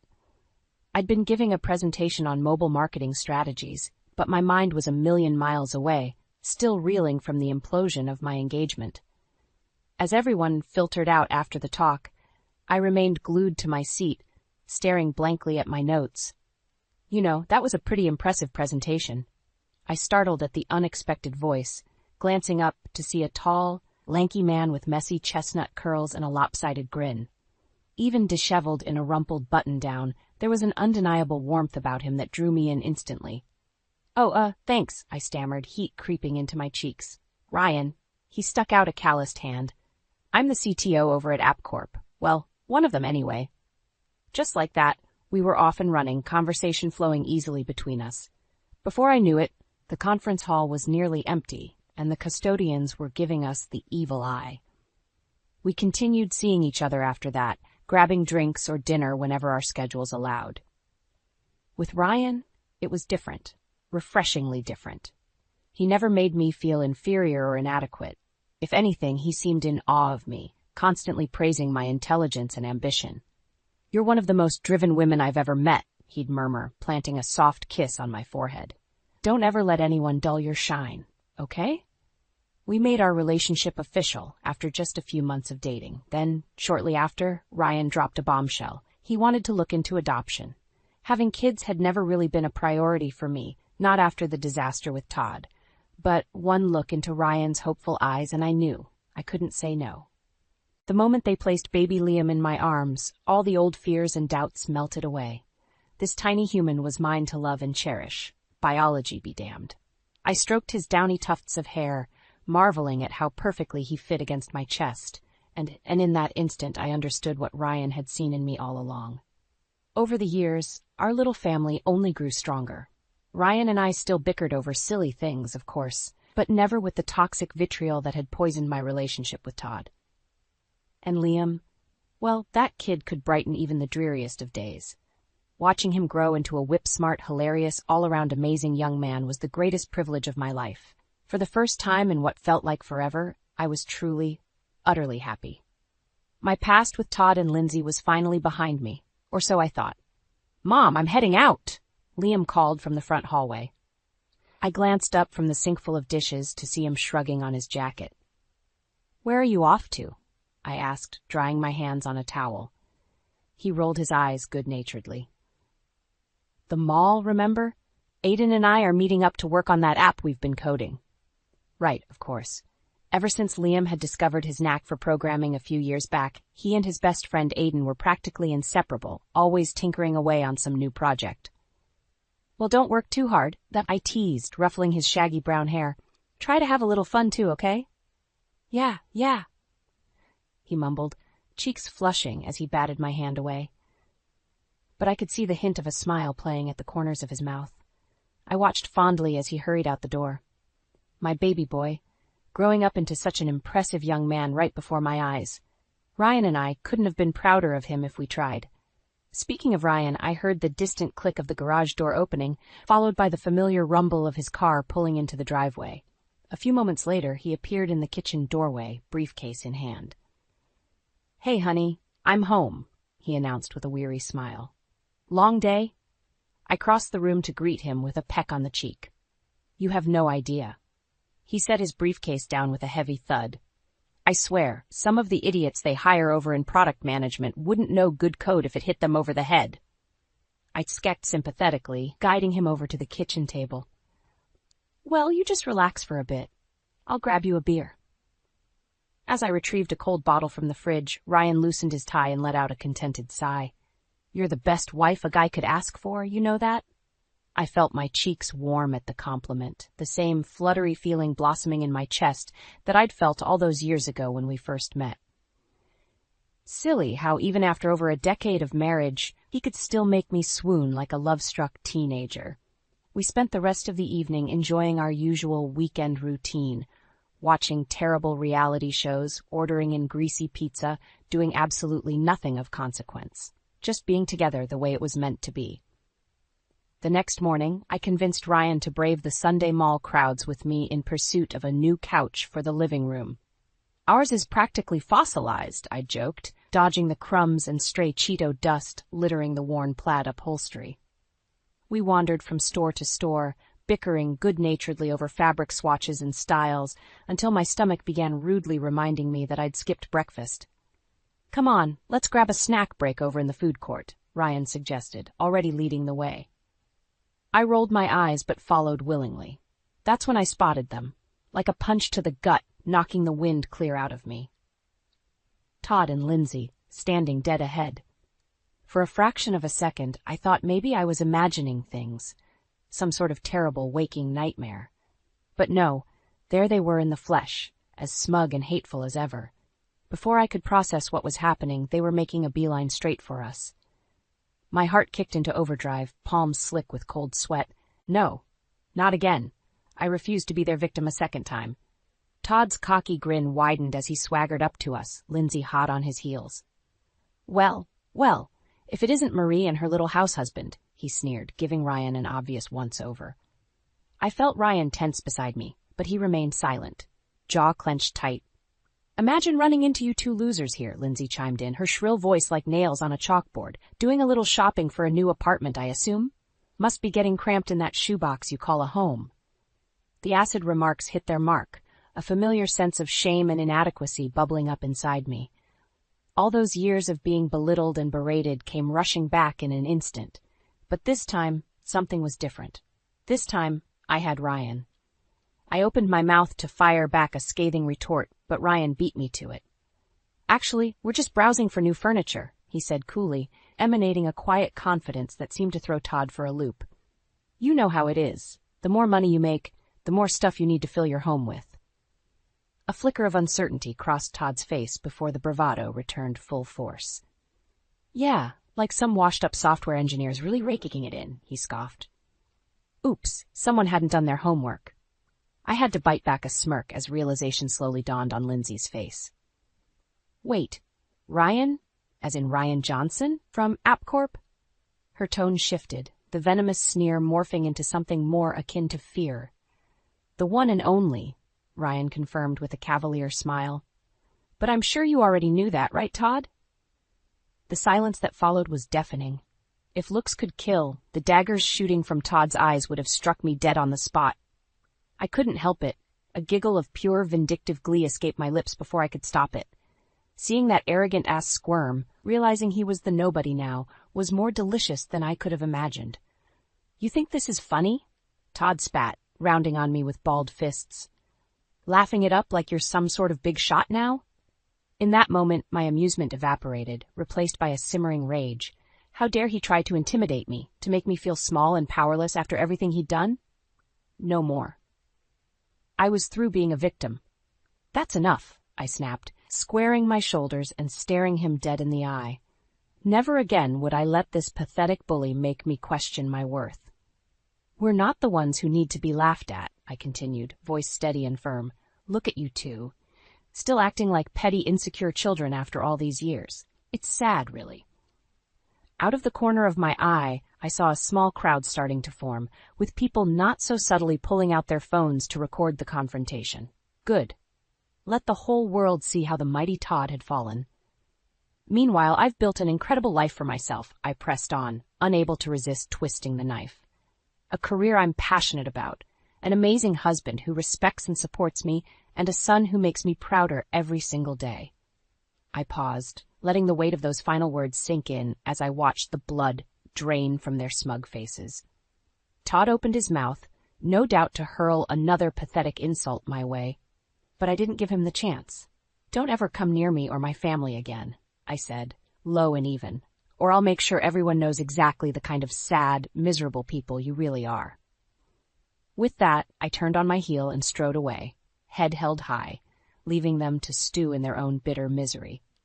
Ryan fell into step beside me, his warm hand finding mine and giving it a proud squeeze. For so long, I'd been shackled by the fear and shame they'd burdened me with. But today, I'd finally broken free of those chains once and for all.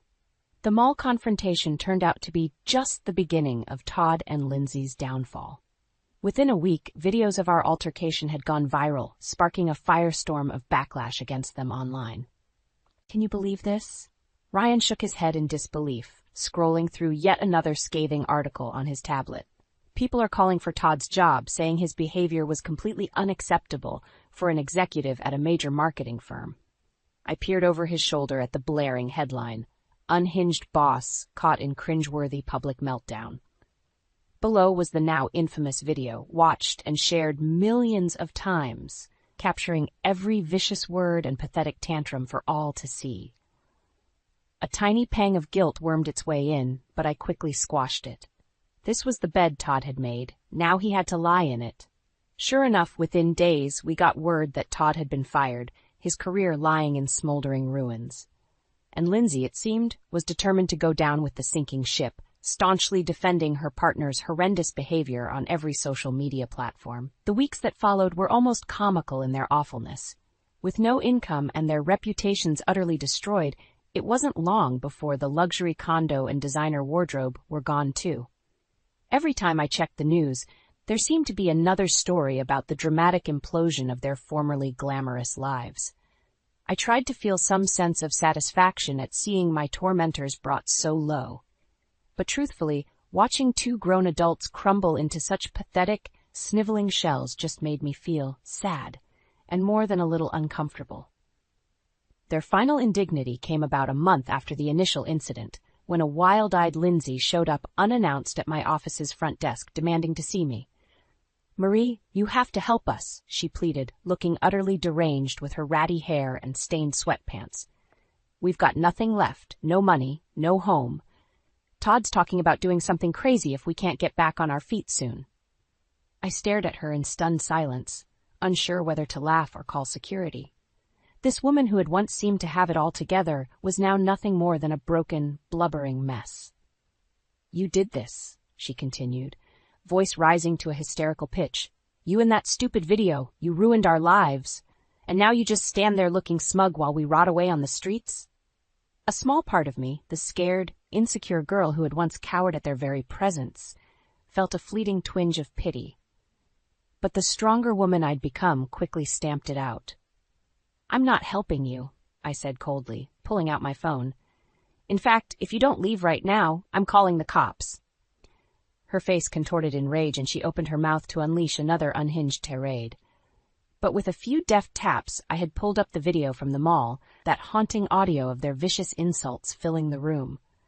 Lindsay froze, eyes widening in horror as the reality of her situation crashing down. "One more word, and I blast this baby out to every media outlet," I warned, finger hovering over the share button. "So I'd start walking if I were you." For a moment, it looked like she might actually lunge at me in a fit of desperation.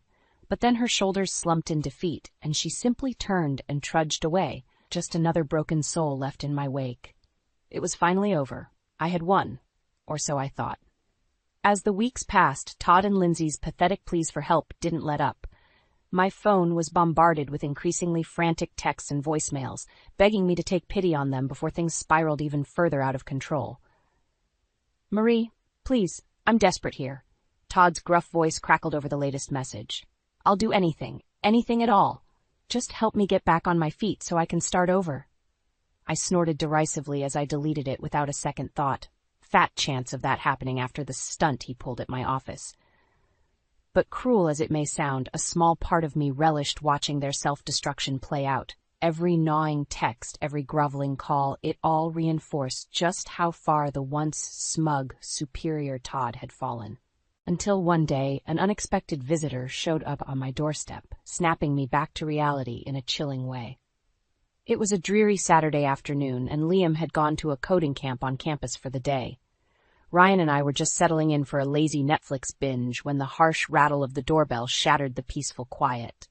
I frowned, glancing at Ryan, who simply shrugged. We weren't expecting anyone. Cautiously, I made my way over and peered through the peephole, and immediately regretted it. There on my front porch stood Todd and Lindsay, looking more ragged and hopeless than I could have ever imagined. Lindsay's eyes were sunken and hollow, her greasy hair hanging in matted tangles.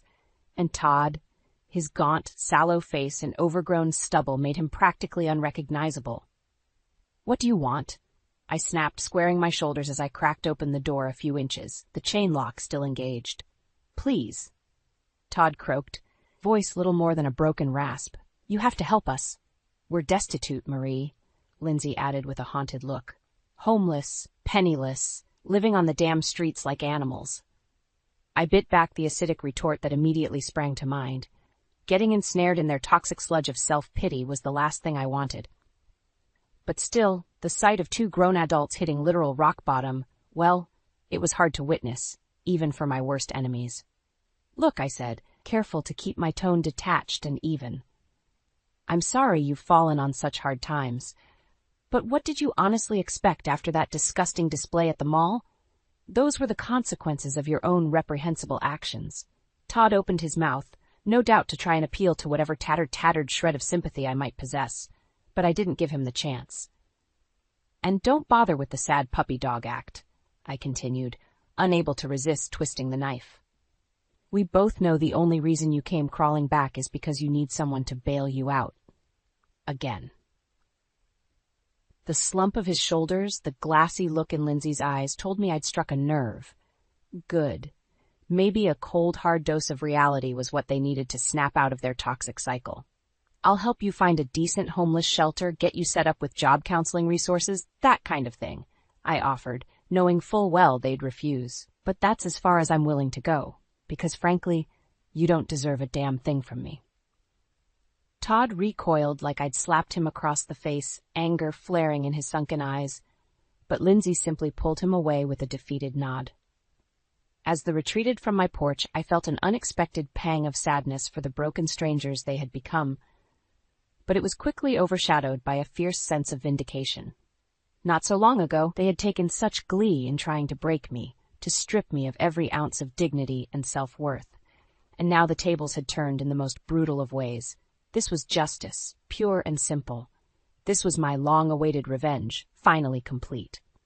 The weeks after Todd and Lindsay's pathetic porch visit were some of the most peaceful of my life.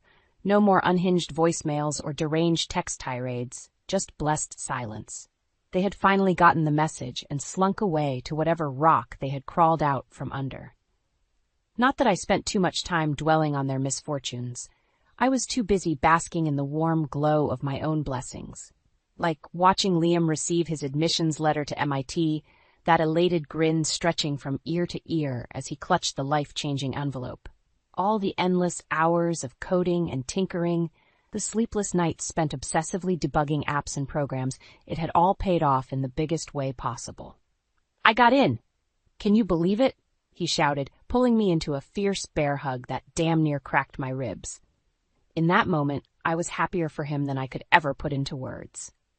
Ryan and I threw him a raucous celebratory dinner, inviting over his girlfriend Jess and her parents, along with Ryan's mom and dad. An exhilarating buzz of joy and pride seemed to crackle through the air as we all drank too much wine and recounted embarrassing childhood stories, reveling in Liam's monumental achievement. While he blushed furiously at my recollections of just how obsessed he was with building Legos as a kid, Ryan's mom leaned over and gave my hand a fond squeeze. "You've raised one hell of a fine young man, Marie," she said with a watery smile. "We're all so proud of him, and of you." As I glanced around at the faces of my loved ones, seeing the unabashed adoration and support radiating from every smile, every warm embrace, I felt something loosen in my chest, a persistent little knot of pain and resentment that had been carried over from my old life finally unfurling. This was everything Todd could never understand, I realized.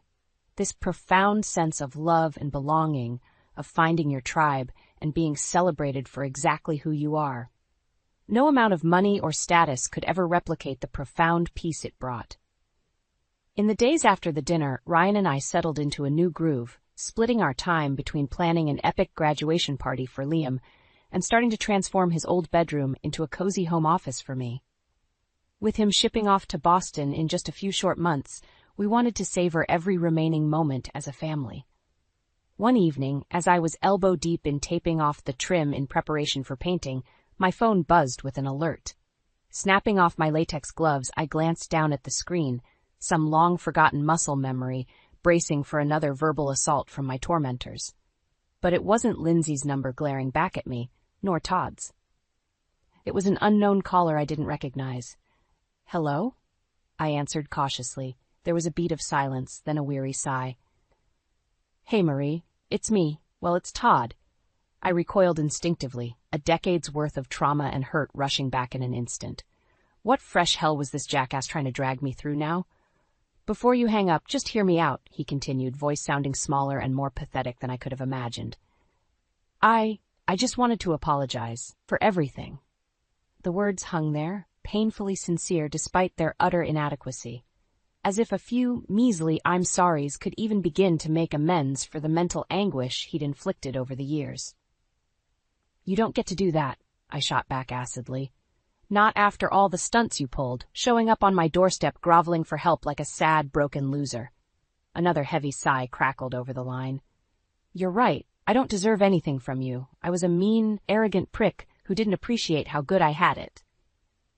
I opened my mouth to protest, to hurl back every seething insult I'd been stockpiling for the better part of 2 decades. But some deeper instinct gave me pause. This wasn't the same sneering, superior Todd I remembered. This was a ghost of that man, stripped down to his barest, most vulnerable core, and somehow that made his words ring with painful sincerity. You've made an incredible life for yourself, Marie, he continued softly. Despite everything I put you through, you came out stronger on the other side. You've got an amazing family, people who really love and appreciate you. His voice began to waver with what sounded like barely restrained emotion. And me? After losing it all, I've got no one. Just a pathetic loner who fucked up something beautiful because I was too selfish and cruel to see it at the time. I swallowed hard, the simmering rage that had fueled me for so long slowly dissipating in the wake of Todd's harrowing confession. Hearing him like this, burnt down to the thinnest whisper of his former self, it stirred up an emotion I never could have anticipated. Pity. I opened my mouth to respond, but the line had already gone dead. Just like that, my last lingering tie to the past had been severed. The book closed on that painful chapter of my life once and for all. Turning back to the half-prepped room, I couldn't hold back the contented smile that tugged at my lips. With Todd's sins finally laid to rest, I felt lighter than I had in years, like a massive weight had been lifted from my shoulders. It was a strange kind of closure, but one I'd embrace wholeheartedly. A new beginning was calling, and this time I vowed to face it with nothing but peace, love, and light in my heart. Dan, hurry! Something's terribly wrong! I dropped the laundry basket and sprinted towards the bathroom.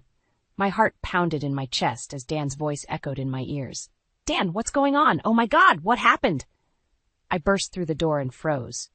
Dan was slumped in the shower, skin slick with something red. He looked up, grimacing in pain, barely able to move. Megan, I don't know, he rasped. It burns. Hold on, I said, reaching for the shower handle to stop the water. My mind raced. I grabbed a towel and pulled him out, my hands trembling. The red liquid wasn't blood. It was some kind of chemical. Stay still, I commanded, wrapping the towel around him. I'm calling 911. As I dialed, my eyes darted around the bathroom, trying to piece together what had happened. The bottle of shampoo laid askew, its contents tainted a strange, vivid hue. Vivienne, Dan's mother, stormed in, eyes wide. What's happening here? It's some kind of chemical. We need an ambulance, I snapped, my voice cracking under the strain. Vivienne's gaze flickered to the shower, then to me, suspicion lurking in her eyes. How did this happen? She asked, a tinge of accusation in her tone. I don't know, I shot back, my voice hollow with fear. I was doing the laundry when I heard him scream. Soon the paramedics arrived, whisking Dan away. Vivienne and I followed the ambulance to the hospital, tension thick between us. As we waited in the sterile confines of the emergency room, Laura, Dan's sister, appeared, her face a mask of concern. What happened to Dan? She demanded, her eyes boring into mine. He was in the shower, I explained, choosing my words carefully. Something was in the shampoo. A chemical, I think. Laura crossed her arms, her gaze skeptical. How could that happen? Who could have done it? Her insinuation was clear. Already feeling cornered, I fought to keep my composure. I don't know. Laura, I have no idea. Hours passed like days. Finally, a doctor emerged looking serious. He's stable, she said, but whatever was in that shampoo caused severe chemical burns. We're keeping him overnight for observation. Can we see him? I asked, voice trembling. The doctor nodded, guiding us to his room. Dan lay there, pale but awake. Relief flooded through me, but it didn't wash away my burning questions. As Vivienne and Laura took turns fussing over him, I stepped back, silently observing. Suspicion gnawed at my soul. This wasn't an accident. Someone had done this on purpose, and my gut told me it was someone close. Vivienne caught my eye. "Isn't it strange how this happened right under your nose, Megan?" Her words struck like a dagger, but I didn't flinch. I was determined to uncover the truth and bring the culprit to justice. And if that meant turning this family upside down, so be it. I would protect Dan with every ounce of strength I had. As I walked out of the room, the cold hospital air stinging my skin, I made a silent vow. I would uncover the truth, and I wouldn't rest until whoever did this paid for their crime. It's funny how a single meeting can change everything. I first met Dan at a dog park. His gentle nature shone through immediately. It was autumn, leaves crunching underfoot as we chatted, his easy smile putting me at ease. My dog Max had injured his paw, and Dan, noticing my struggles, rushed to help. "Hey there, need a hand?" he asked, kneeling beside Max. "Thanks, he's been limping. I think he stepped on something sharp," I replied, relief washing over me. Dan inspected Max's paw with care. "Looks like a small cut. Nothing too serious. I have some antiseptic in my car. Let me grab it." That small act of kindness grew into something more.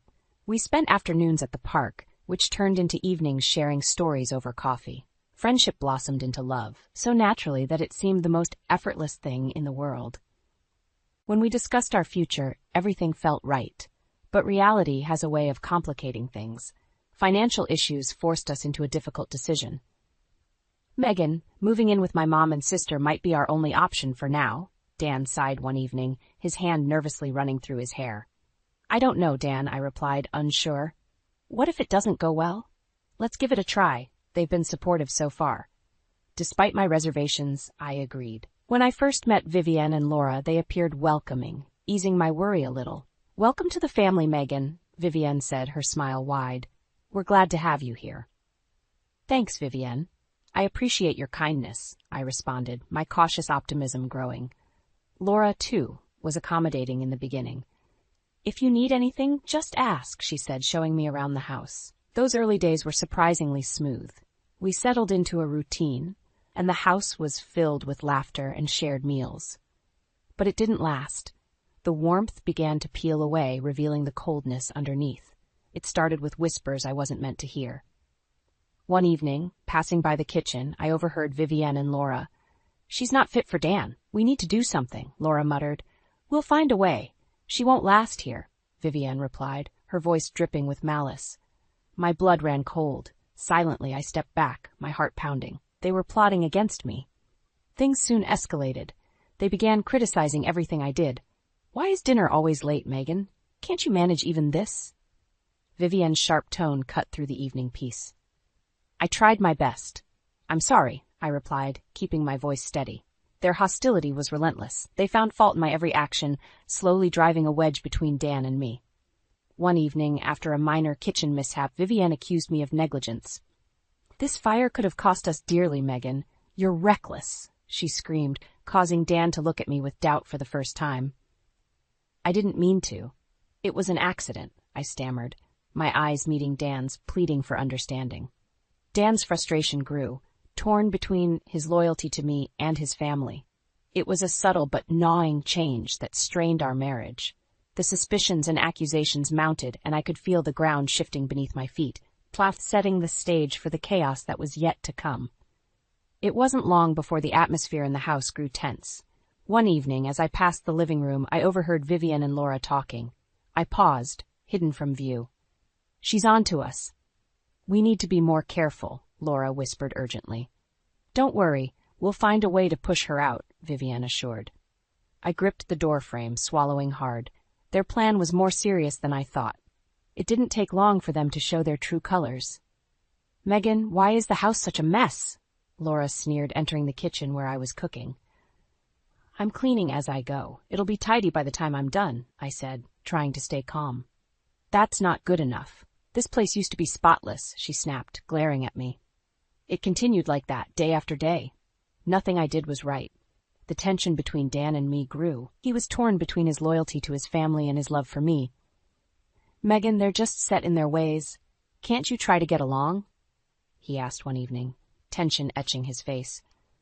"I am trying, Dan, but they're making it impossible," I replied, the strain seeping into my voice. One particularly bad day, a small kitchen fire gave Vivienne the perfect opportunity to escalate her accusations. "You're going to burn the house down!" Vivienne shrieked as I extinguished the flames. "This is unacceptable." "It was an accident," I explained, my face flushing with embarrassment. "An accident that could have been avoided if you were more careful," she shot back, her eyes narrowing. "Dan, you need to talk to her." Dan's eyes shifted between us, uncertainty gnawing at him. "Megan, we need to be more careful," he said slowly. It was then that I saw the doubt in his eyes, a seed of mistrust planted by his mother. The relationship I had worked so hard to build was crumbling. "I can't believe you're taking their side," I whispered, hurt. "I'm not choosing sides," he sighed. "I just want peace." But peace was the last thing Vivienne and Laura wanted. Their actions grew bolder, their control more oppressive. They criticized my every move, making it clear they wanted me out. "Megan, you're just not fitting in here," Laura said one morning, her voice dripping with disdain. "And you're never around to see the mess she makes, Dan," Vivienne added. Dan looked at me, lost. "We have to find a way to make this work," he pleaded. I couldn't believe how blind he was to their manipulation. My efforts were twisted, my intentions questioned at every turn. Vivienne and Laura's poison was slowly eroding our marriage, and Dan was caught in the middle, unable to see the truth. Their harassment grew more intense when Dan wasn't home, their words and actions calculated to break me down. "Why can't you do anything right, Megan?" Vivienne taunted one afternoon. "You've become a burden to this family." "I'm doing my best," I replied, holding back tears. "Your best isn't good enough. You're driving Dan away," Laura piled on. I realized I couldn't live like this. I had to collect evidence of their cruelty.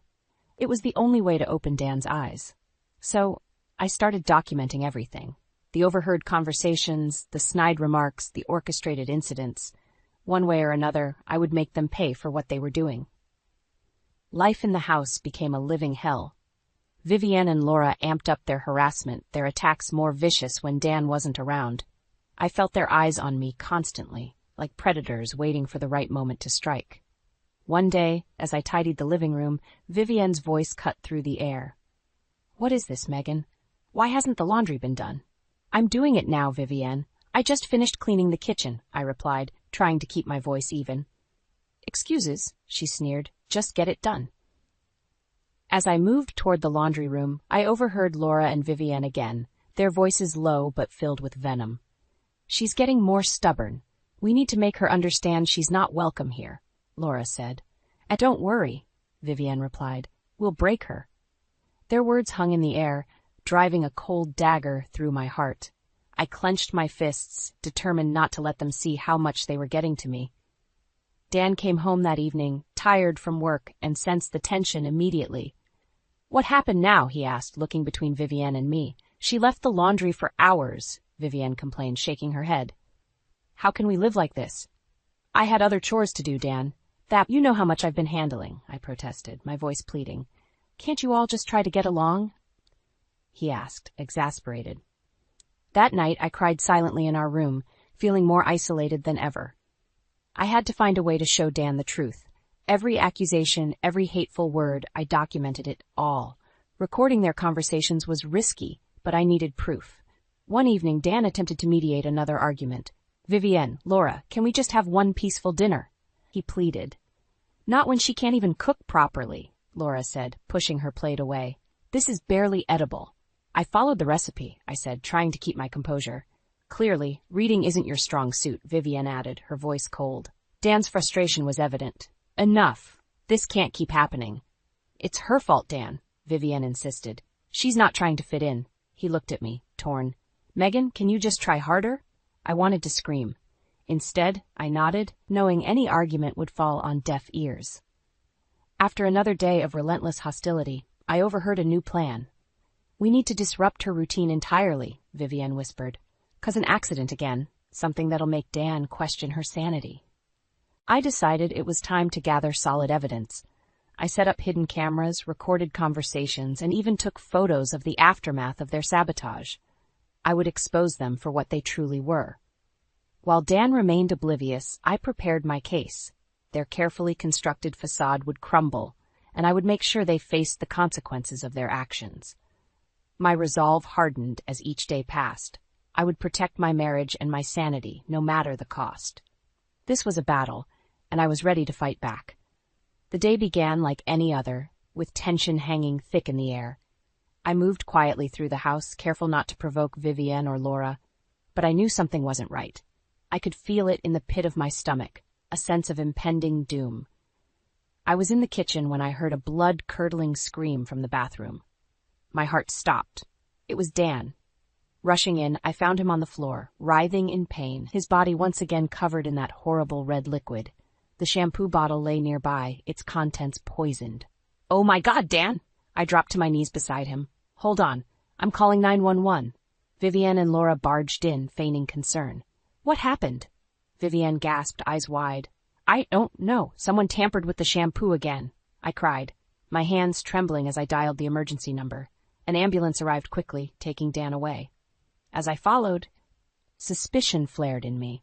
This wasn't a coincidence. It was a deliberate act, and I had a pretty good idea who was behind it. At the hospital, the doctor informed us Dan would be okay with time, but he would suffer from the burns for a while. As I sat by his bedside, my resolve hardened further. I would find proof, and I would make sure Vivienne and Laura paid. When we got home the next day, I decided it was time to confront them. I waited until Dan was resting, then approached the living room where Vivienne and Laura sat talking. "I know what you've been doing," I began, my voice steady despite my shaking hands. "What are you talking about?" Vivienne asked, her face a perfect mask of innocence. "Don't play dumb. The shampoo bottles, the constant harassment. I know you're trying to push me out," I snapped, feeling my anger rise. Laura stood up, her expression turning cold. "You have no proof. It's your word against ours." "Actually," I said, pulling out my phone, "I do have proof." I played one of the recordings, their voices unmistakable. Vivienne's face paled as the evidence against them played out. "You think this will change anything?"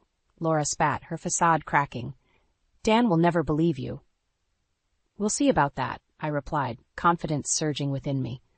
That evening, I sat Dan down and laid out everything, the recordings, the photos, the documented incidents. He listened, eyes widening with every new piece of evidence.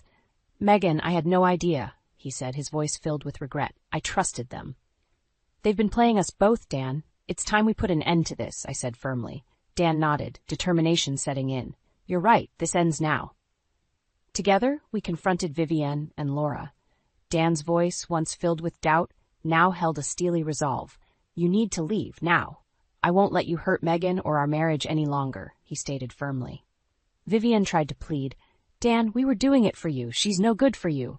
"For me? You lied, sabotaged, and hurt the woman I love," Dan snapped. "Pack your things and get out." As they retreated, their plans unraveling before them, I felt a weight lift off my shoulders. This wasn't just about revenge anymore. It was about reclaiming our lives. Vivienne and Laura had underestimated me, and now they were paying the price. As they left, I knew this nightmare was coming to an end.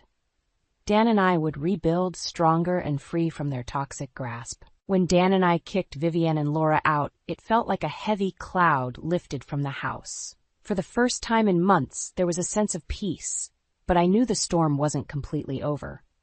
One morning, while Dan and I were having breakfast, I noticed his eyes linger on the empty chairs at the table. "I can't believe did this, Megan. I grew up trusting them," he said, shaking his head. "They manipulated that trust, Dan. We had to do what was right," I replied, reaching for his hand. He nodded, but I could see the hurt in his eyes. "What's next?" "That's up to them.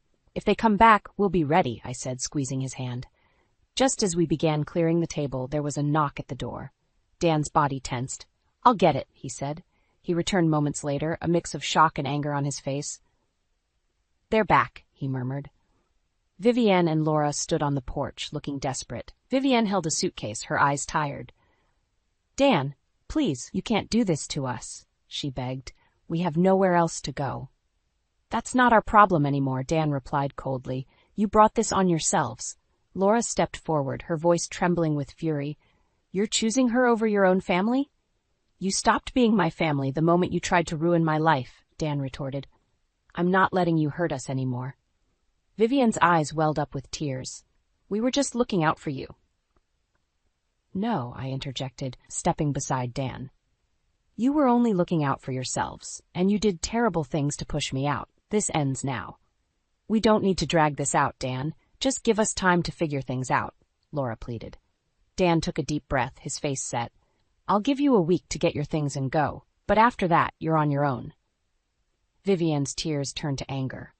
"You'll regret this. Without us, you'll fail. She'll leave you."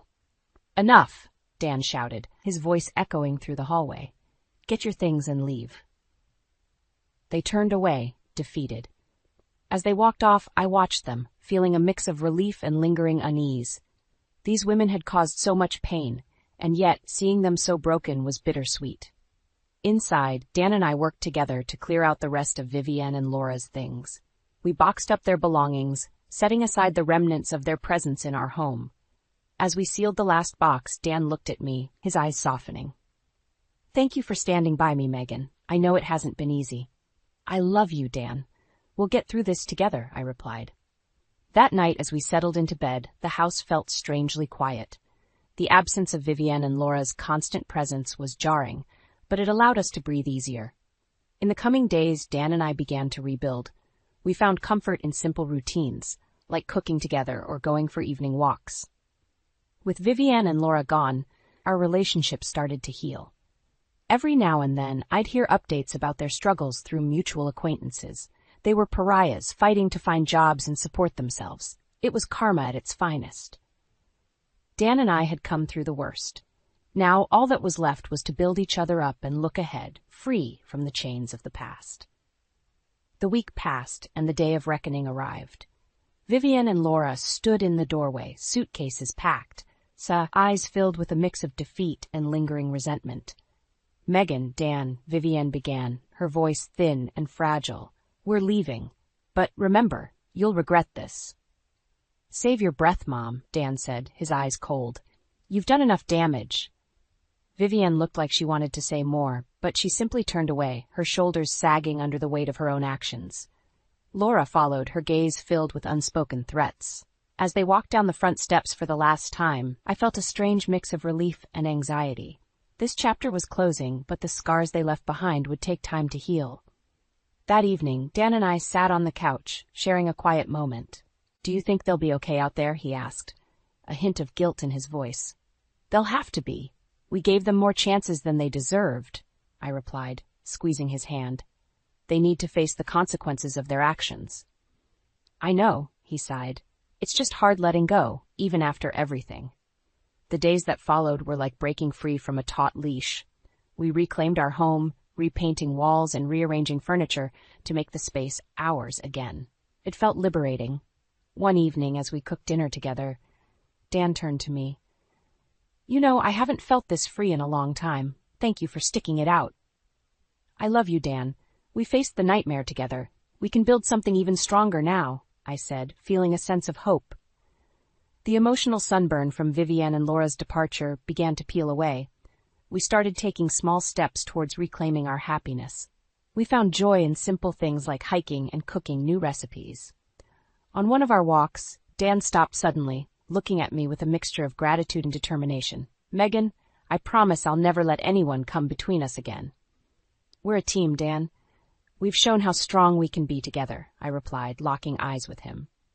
The days grew longer, our lives filled with the mundane but comforting routines of stability. And though we occasionally heard updates about Vivian and Laura's struggles through friends and social media, they struggled to find employment and became social pariahs. These updates only reinforced the justice we had sought. One evening, Dan's old friend Jake called him. I could hear the muffled conversation from the kitchen, the tones serious but tinged with satisfaction. "Yeah, I heard they're barely getting by. People finally saw through their facade," Dan said, shaking his head. After the call, he turned to me. "Jake says they're not doing well. Karma caught up with them." "Good. Maybe now they'll understand the pain they caused," I said, feeling a sense of closure. We had dinner, the atmosphere lighter. Dan looked at me and smiled. "We've come through so much, Megan. I'm proud of us." "Me too," I replied. "We're stronger now." As we clinked our glasses together, I knew the worst was behind us. We were free to build a future on a foundation of resilience and mutual support. And for the first time in a long time, I felt genuinely hopeful about what lay ahead. Months passed, and life gradually stabilized. The house breathed easier, every corner free from the tension that once strangled it. Dan and I started to find a new rhythm, our bond growing stronger with each shared experience. One Saturday morning, as we sipped coffee on the porch, Dan turned to me with a smile. "You know, Megan, I feel like we've turned a corner. We're finally living again, not just surviving." I nodded, letting the warmth of the sun and his words soak in. "It's taken time, but we've rebuilt, piece by piece." To celebrate our new beginning, we decided to revive an old hobby we had put aside during the turmoil. Hiking had always been our escape, a sanctuary in nature. We packed a lunch and headed to our favorite trail. As we climbed, the silence of the forest felt cleansing. "Remember our first hike here?" Dan asked, pausing to catch his breath. "I do," I replied, smiling at the memory. "You pretended to be an expert on wildflowers and nearly stepped on a snake." Dan laughed, a sound that had become rare in those dark days. "I was trying to impress you. Guess it worked." We reached a clearing and settled on a blanket, looking out over the valley below.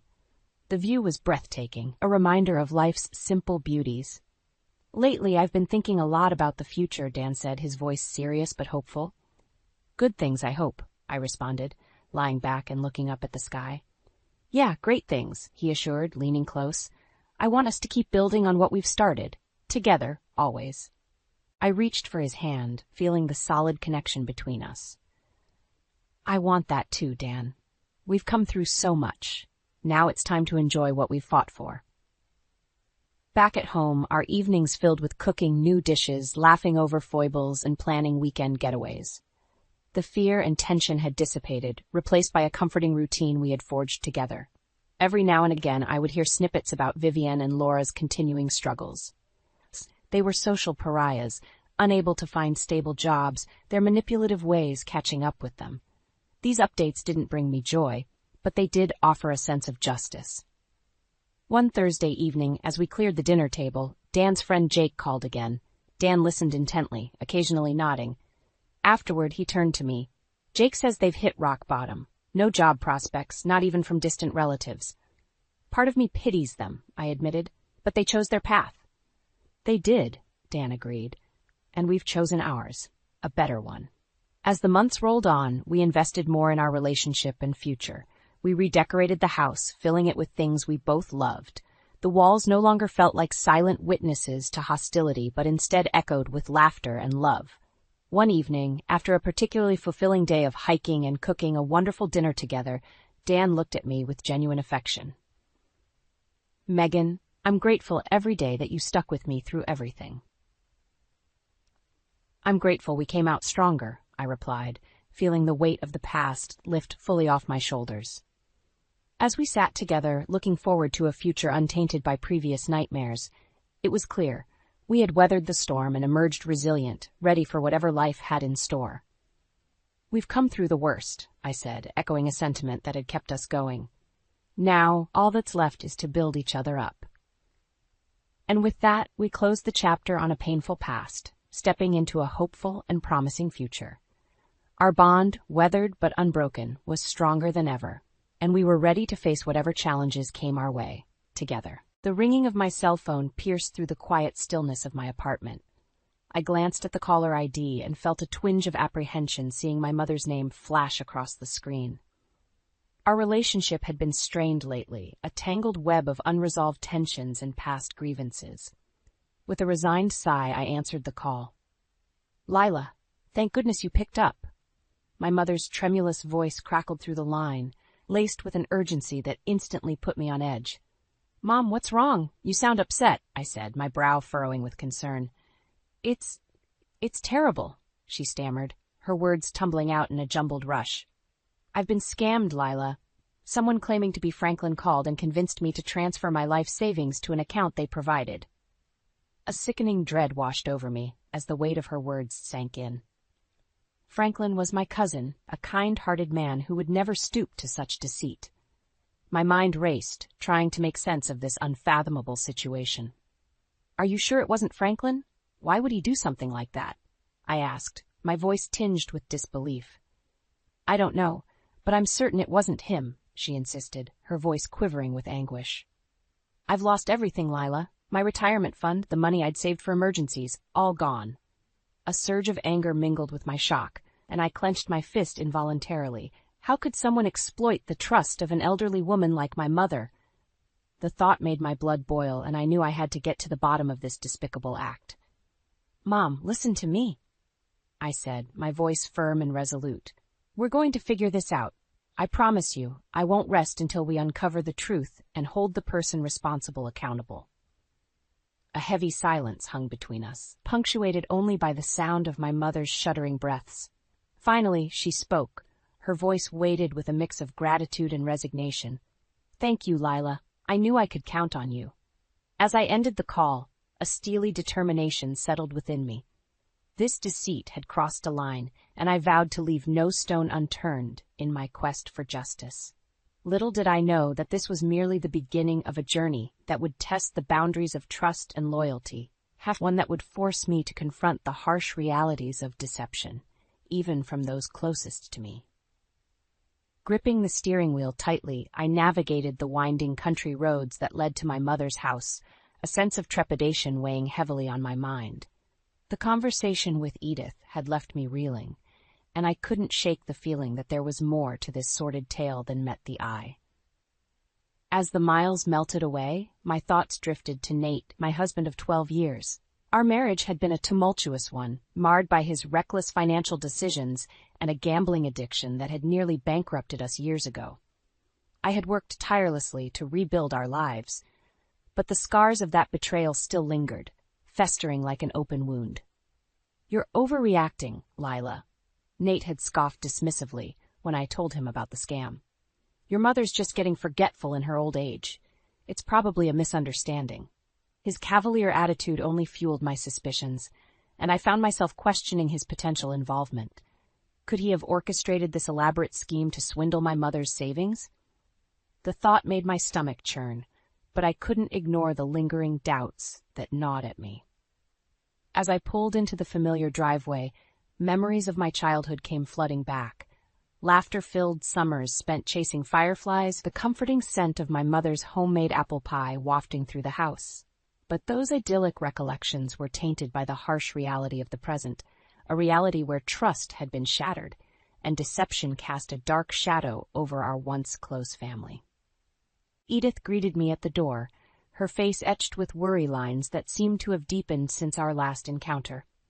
Without a word, she ushered me inside, and we settled into the living room, a graveyard of faded photographs and mementos from happier times. "I've been going over the bank statements," she began, her voice wavering slightly. "There are multiple transfers to an account I've never seen before, all made under the guise of family emergencies." I studied the documents she handed me, my heart sinking as I traced the paper trail of deceit. A sick feeling settled in the pit of my stomach as I noticed a pattern. The account numbers bore an eerie resemblance to those I had once shared with Nate during our financial entanglement. "Mom," I said, my voice thick with emotion, "I think I might know who's behind this."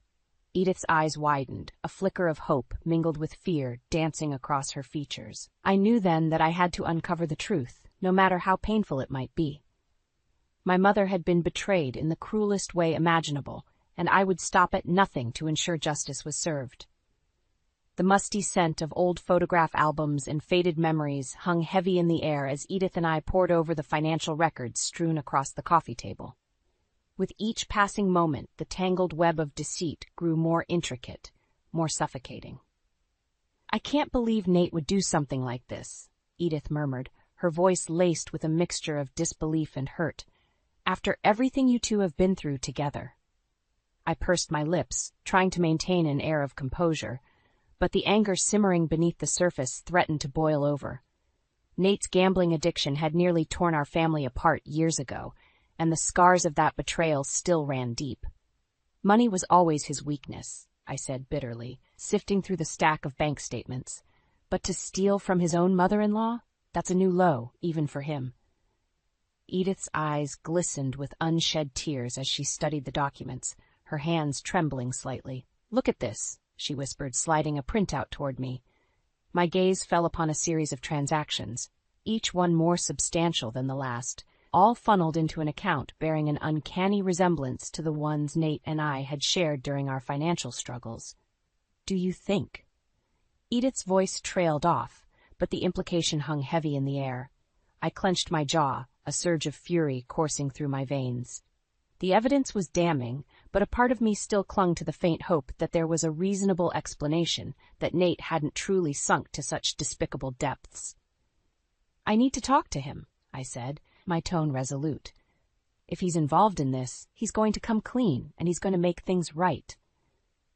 Edith nodded, her expression a mixture of sadness and determination. As I stood to leave, she reached out and grasped my hand, her grip surprisingly strong for a woman of her age. "Be careful, Lila," she cautioned. "If Nate is capable of betraying his own family like this, there's no telling how far he'll go to cover his tracks." Her words sent a chill down my spine, but I pushed the nagging sense of dread aside. I had to confront Nate, to look him in the eye and demand the truth, no matter how ugly it might be. As I made my way to the car, the weight of the situation pressed down on me like a suffocating blanket. But beneath the surface, a steely resolve burned bright. I would get to the bottom of this, and if Nate was indeed the mastermind behind this heinous scheme, he would face the full consequences of his actions. Family or not, there would be no mercy for those who preyed on the vulnerable and exploited the sacred bonds of trust. The quaint local cafe was a familiar haunt, but the welcoming ambiance did little to quell the storm of emotions brewing within me as I waited for Nate to arrive. My heart pounded with a mixture of dread and anticipation, and I found myself fidgeting nervously with the sugar packets on the table. When he finally walked through the door, a forced smile etched onto his features, I felt a surge of anger rise within me. How dare he play the role of the oblivious husband when the evidence of his betrayal was staring us in the face? "Leela, sweetheart," he greeted, leaning in to plant a kiss on my cheek. I recoiled instinctively, and his brow furrowed in confusion. "What's going on? You said we needed to discuss our finances." I took a deep breath, steeling myself for the confrontation to come. "Cut the act, Nate," I said, my voice low and steady. "I know about the scam. I know you've been siphoning money from my mother's accounts." His eyes widened briefly, but he quickly regained his composure, a practiced mask of innocence sliding into place. "Whoa, slow down. What are you talking about? I would never do anything to hurt your mom." I slid the stack of bank statements across the table, the damning evidence laid bare before him. These transactions tell a different story. The account numbers match ones we used years ago when you nearly gambled us into bankruptcy. Nate's gaze flickered to the papers, and for a moment I saw a flicker of fear cross his features. But just as quickly it was gone, replaced by a cavalier shrug. "Coincidence," he scoffed, leaning back in his chair. "You're reading too much into this, Lila." I clenched my fists, fighting the urge to reach across the table and shake him until the truth came spilling out. "Don't lie to me, Nate. Not again. I want the truth, all of it." His eyes narrowed, and a hint of the darkness that lurked beneath his charming facade began to seep through. "You're never going to let that go, are you?" he sneered. "Always holding the past over my head, never giving me a chance to move on." I recoiled at the venom in his words, but I refused to back down. "If you're innocent, then explain these transactions. Explain why my mother was duped into transferring her life savings to an account linked to you." Nate's jaw clenched, and for a moment I thought he might actually come clean. But then, as if a switch had been flipped, his expression softened, and he reached across the table, placing his hand over mine. "Lila, listen to me," he said, his voice dripping with feigned sincerity. "I know things haven't been easy between us, but I promise you, I had nothing to do with this. Your mother must have gotten confused or fallen for some scam artist's lies." I wanted so desperately to believe him, to cling to the shreds of trust that still remained between us. But the evidence was damning, and the seed of doubt had taken root. growing with every evasive answer and half-truth that spilled from his lips. As I left the cafe, my mind was a whirlwind of conflicting emotions. Part of me still clung to the hope that Nate was innocent, that this was all a colossal misunderstanding. But deep down, I knew the truth. He was involved, and I would stop at nothing to expose his deceit and make him pay for betraying our family's trust. The private investigator's office was dimly lit, the air thick with the lingering scent of stale coffee and cigarette smoke. As I sank into the worn leather chair across from him, I couldn't help but feel a sense of trepidation. This was the last resort, the final gambit in my desperate quest to uncover the truth about Nate's involvement in the scam against my mother. "What can I do for you, Miss Thompson?" the PI asked, his voice a gruff rumble that seemed to match the no-nonsense demeanor he exuded. I took a deep breath, steeling my nerves. "I need you to investigate my husband, Nate Thompson. I believe he's been involved in a scheme to defraud my elderly mother out of her life savings." The PI raised an eyebrow, his expression betraying no hint of surprise or judgment. "That's a serious accusation. What makes you suspect your husband?" Without hesitation, I laid out the evidence, the suspicious bank transfers, the evasive answers, and Nate's history with financial misdeeds. As I spoke, the PI's gaze never wavered, his eyes sharp and analytical. "I'll need to gather more information, but based on what you've told me, it's certainly possible your husband is involved," he said finally, his tone pragmatic. "Do you have any leads or potential accomplices we should look into?" I hesitated, my mind flashing back to Nate's odd behavior during our confrontation at the cafe. There had been something almost rehearsed about his denials, as if he were reading from a script. There might be someone else involved, I mused aloud. During our conversation, Nate seemed coached almost, like he was sticking to a predetermined story. The PI nodded, jotting down a few notes. "All right, we'll start digging into his associates, see if anyone stands out. But you should prepare yourself, Miss Thompson. If your husband is guilty, the truth might not be pretty." His words hung heavy in the air, a sobering reminder of the potential consequences that lay ahead. But I had come too far to turn back now. Nate's betrayal had cut deeper than any wound, and I was determined to see justice served, no matter the cost. Over the next few days, the PI's investigation yielded startling results. Nate had been funneling my mother's money into a separate account, one belonging to a mysterious woman named Clarissa Green. Surveillance footage and financial records painted a damning picture. Nate and Clarissa had been meeting regularly, their interactions laced with an intimacy that suggested a deeper connection than mere acquaintances. As the pieces fell into place, a sickening realization dawned on me. Nate hadn't just orchestrated this scam for financial gain. He had done it to fund his sordid affair with this Clarissa woman, using my mother's hard-earned savings as a twisted means to an end. The depth of his depravity was staggering, and I found myself consumed by a burning rage unlike anything I had ever experienced before.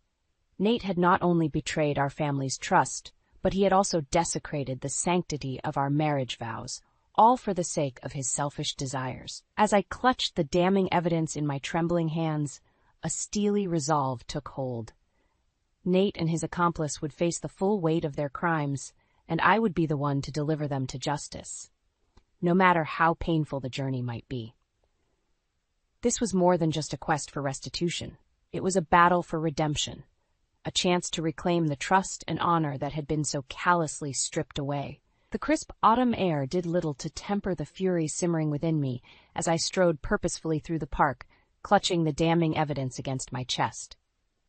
Nate's betrayal had left a bitter taste in my mouth, a festering wound that refused to heal. As he came into view, seated on a weathered park bench, my steps faltered momentarily.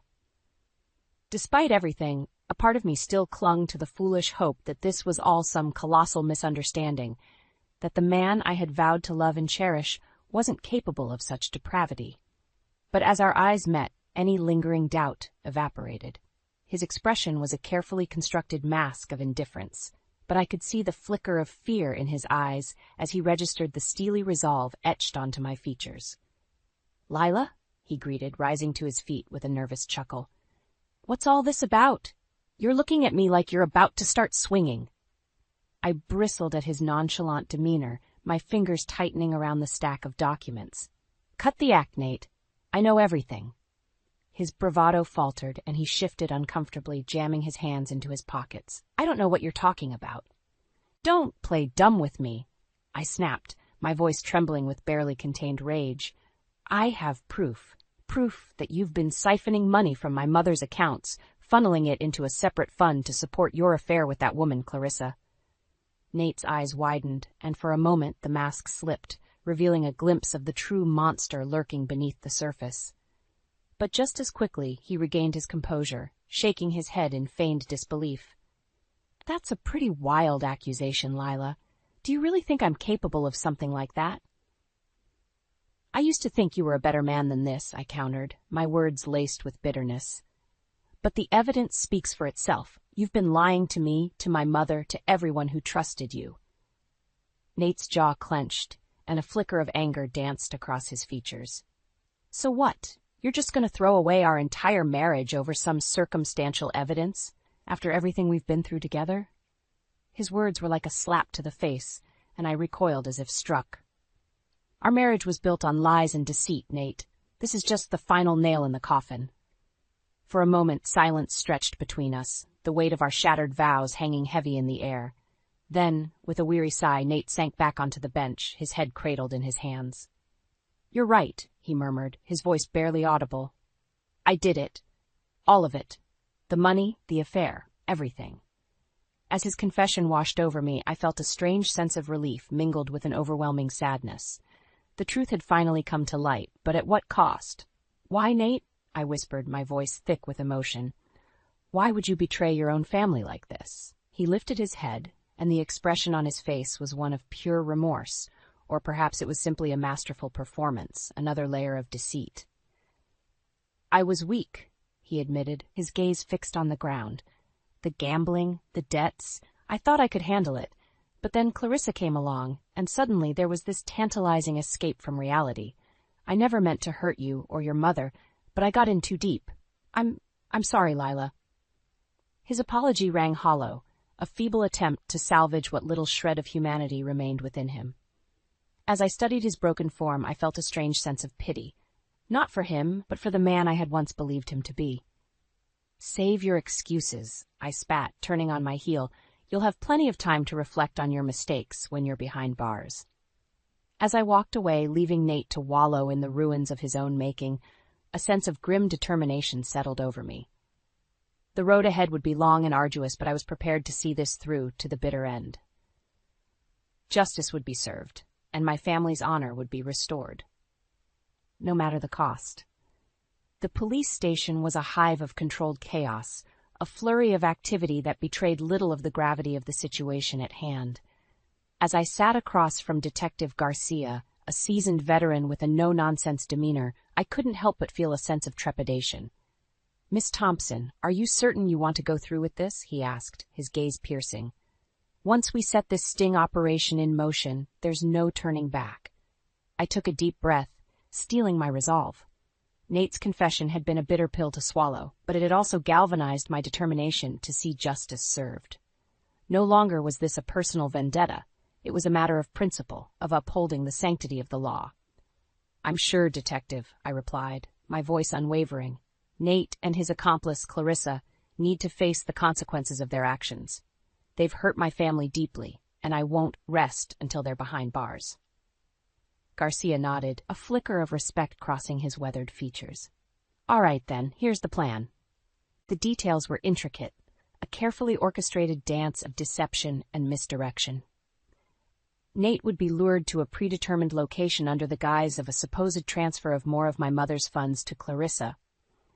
Little would he know that the entire scenario was a meticulously crafted trap, with undercover officers lying in wait to apprehend them both in the act. As the hour of reckoning drew near, I found myself pacing the confines of the surveillance van, my heart pounding with a mixture of anticipation and dread. Despite Nate's despicable actions, a part of me still clung to the lingering threads of affection that had once bound us together, threads that now felt frayed and tattered beyond repair. The radio crackled to life, signaling the commencement of the operation. Through the grainy footage on the monitors, I watched as Nate arrived at the rendezvous point, his shoulders hunched and his gaze darting nervously from side to side. Moments later, Clarissa appeared, a predatory smile playing across her lips as she approached Nate. The exchange was brief, a flurry of hushed words and furtive glances, before the unmistakable exchange of an envelope, the supposed payment for their vile deeds. That was the signal the officers had been waiting for. In a blur of movement, they descended upon the unsuspecting duo, their shouts of "Police! Don't move!" ringing out like a death knell. Nate's expression was one of pure, unadulterated horror as the handcuffs clicked into place around his wrists. Clarissa, on the other hand, remained defiant, spitting venom and curses at the officers who restrained her. As they were led away, their heads bowed in ignominy, I felt a strange sense of hollowness settle within me. The adrenaline that had propelled me this far had dissipated, leaving me adrift in a sea of conflicting emotions. Justice had been served, but at what cost? The man I had once loved was now a mere shell of his former self, a cautionary tale of greed and deceit run amok. And yet, beneath the sorrow and the anger, there was a glimmer of hope. A hope that my family could begin to rebuild and heal from the wounds inflicted by this betrayal. As I stepped out of the van, the cool evening air caressing my face, I allowed myself a small, bittersweet smile. The road ahead would be long and arduous, but for the first time in what felt like an eternity, I could see the light at the end of the tunnel. A future where trust and honor were not mere concepts, but the bedrock upon which our lives would be rebuilt. The courtroom was a study in contrasts. The polished wood paneling and imposing marble columns exuded a sense of grandeur, while the stern expressions etched onto the faces of the judge and jury spoke volumes about the gravity of the proceedings. As Nate and Clarissa were led in, their wrists bound by heavy shackles, I couldn't help but feel a surge of vindication. The smug arrogance that had once defined their demeanor had been replaced by a palpable air of defeat, a silent acknowledgement that their web of lies had finally unraveled. The trial was a formality, a mere exercise in due process. The evidence against them was overwhelming. Bank records, surveillance footage, and my own damning testimony painted a picture of calculated deception and breach of trust. As the judge handed down their sentences, 15 years for Nate, 10 for Clarissa, I searched their faces for any semblance of remorse. But all I saw was a hollow emptiness, a chasm where their souls should have been. It was over. The nightmare that had consumed my life for what felt like an eternity had finally reached its conclusion. And yet, as I watched the bailiffs lead them away, I felt no sense of victory, no cathartic release from the torment they had inflicted upon my family. The restitution we received, a paltry sum in comparison to the emotional toll of their betrayal, did little to assuage the lingering ache in my heart. My mother's savings had been replenished, but her trust in humanity had been shattered, a wound that would take far longer to heal. As we stepped out into the crisp autumn air, Edith turned to me, her eyes shimmering with unshed tears. "It's over, Lila," she whispered, her voice trembling.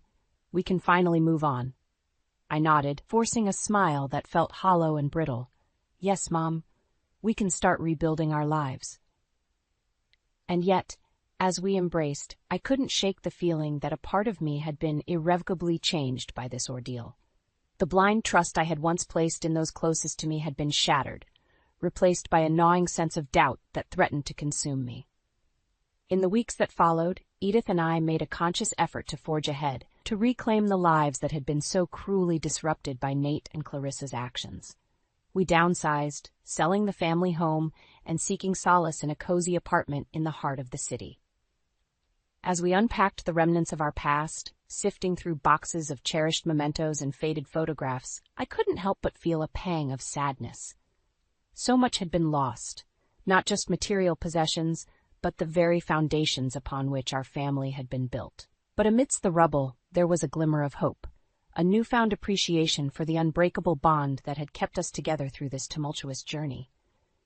We had been tested, our faith in humanity shaken to its core, but we had emerged on the other side, battered but not broken. As the sun dipped below the horizon, painting the sky in hues of crimson and gold, I found myself standing at the window, gazing out at the bustling cityscape below. A new chapter was unfolding, one filled with equal parts trepidation and possibility. The road to healing would be long and arduous, but for the first time in what felt like an eternity, I could see a glimmer of light at the end of the tunnel. A future where trust and redemption were not mere concepts, but tangible rewards for those brave enough to weather the storm. "Tonight, these two are heading to the other world," Greg said, his grin wide with malice as he stroked his mother's hand. My stomach churned, but I kept my face emotionless. "My name is Sarah Harris, and this is the story of how I narrowly escaped a fate worse than death at the hands of the man I once loved. It all started when my friend Julia set me up with Greg, worried that at 35 I was still single. Greg was charming, successful, and seemingly hard-working, running his family's construction firm. Our whirlwind romance saw us married within 6 months, both of us eager to start a family. When our son Ethan was born, everything seemed perfect. But gradually, Greg's true colors began to show. He would come home late, sometimes not at all, claiming the stress of managing the debt-ridden company was overwhelming him.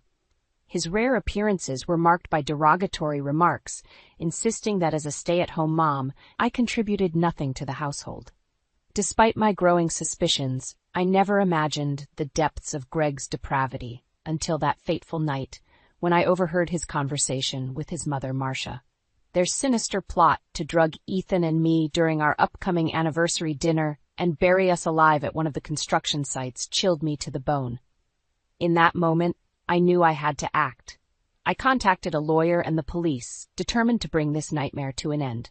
We devised a plan to catch Greg and Marcia red-handed, and as much as it pained me, I had to pretend everything was normal.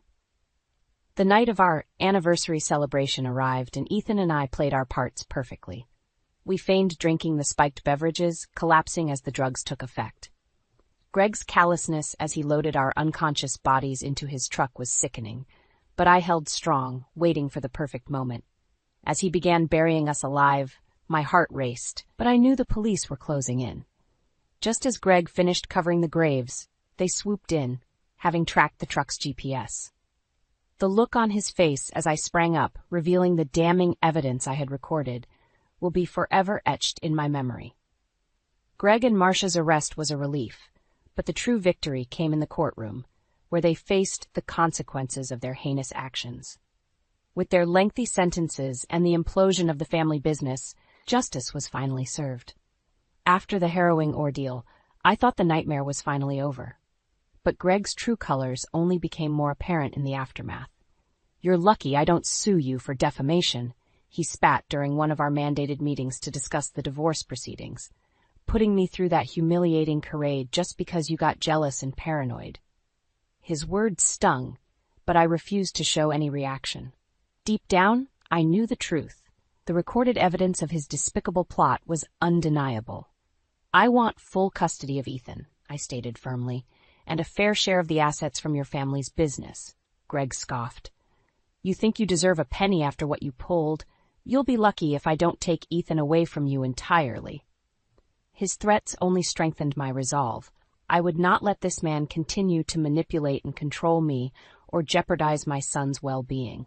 Fortunately, my lawyer David was a formidable ally. "Your client's actions speak for themselves," he countered. "Mrs. Harris has more than enough grounds for full custody and a substantial settlement, unless you'd like this to go to trial." The thought of his misdeeds being publicly exposed seemed to give Greg pause. After some tense back and forth, we reached an agreement. I would get primary custody of Ethan, along with a sizable alimony payment from the liquidated assets of Greg's construction firm. As we finalized the paperwork, I couldn't help but feel a sense of satisfaction watching Greg's signature on the dotted line. His once charming facade had crumbled, revealing the true monster beneath.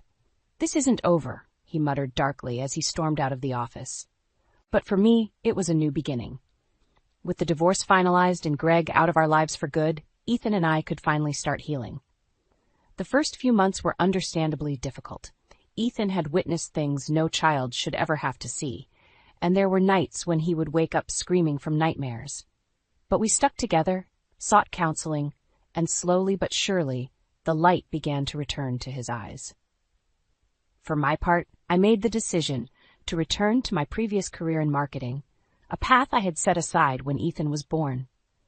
Juggling work and single parenthood was a challenge, but I found strength in knowing that I was doing it all for my son's sake.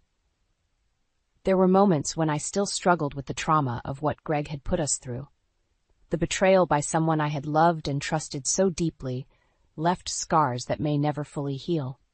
But I refused to let it define me or hold me back from giving Ethan the life he deserved. As the years passed, we grew stronger, closer, and more resilient. Greg's wrath had nearly torn us apart, but in the end it only served to forge an unbreakable bond between a mother and her son. Despite the relief of finalizing the divorce and securing Ethan's safety, the wounds from Greg's betrayal ran deep. For months after, I would find myself repeatedly going over our credit card statements, analyzing every single charge with a scrutinizing eye. It was during one of those late nights, poring over the records, that a particular transaction made my blood run cold. An extravagant dinner for two at an upscale restaurant, followed by purchases at a high-end jewelry store. The dates matched up with one of the many nights Greg had claimed to be working late at the office. My mind raced with a sickening realization. This was far from the first time Greg had been unfaithful. As I dug deeper into the statements from previous years, more and more unexplained charges began to surface. Fancy hotels, lavish gifts, all paid for with money that should have gone towards supporting our family. The evidence was insurmountable. Greg's lies and infidelity had been going on for years, possibly even before Ethan was born. I felt sick to my stomach, waves of anger and humiliation crashing over me as I confronted the full extent of his deceit. In that moment, I wanted nothing more than to confront him, to scream in rage until he understood the pain he had inflicted on me and our son. But I knew it would be futile. Greg was a master of manipulation, and any attempt at confrontation would only give him the opportunity to twist the narrative and make me the villain once again. Instead, I channeled my anger into determination. I would not let this break me. For Ethan's sake, I had to be strong. As the months passed, I focused all my energy on rebuilding our lives and creating a stable, loving home for my son. Whenever the pain and resentment threatened to overwhelm me, I would look at Ethan's smiling face and remind myself that he was all that mattered. It wasn't easy, especially as Ethan grew older and began to ask more questions about his father. "Why doesn't Dad ever come to see me?" he would ask, his eyes filled with confusion and hurt. In those moments, I had to bite my tongue to keep from unleashing the full truth about Greg's despicable actions. As much as I wanted to shield Ethan from the harsh realities of his father's cruelty, I knew that one day he would need to know the truth. But for now, I focused on providing him with the love and stability that Greg had failed to offer.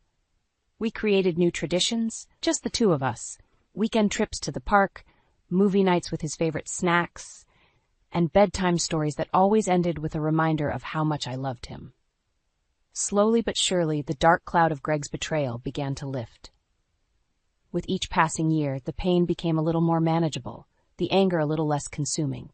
And through it all, Ethan remained my unwavering source of strength and resilience. No matter what challenges life threw our way, we faced them together, a mother and son bound by an unbreakable bond forged in the fires of adversity.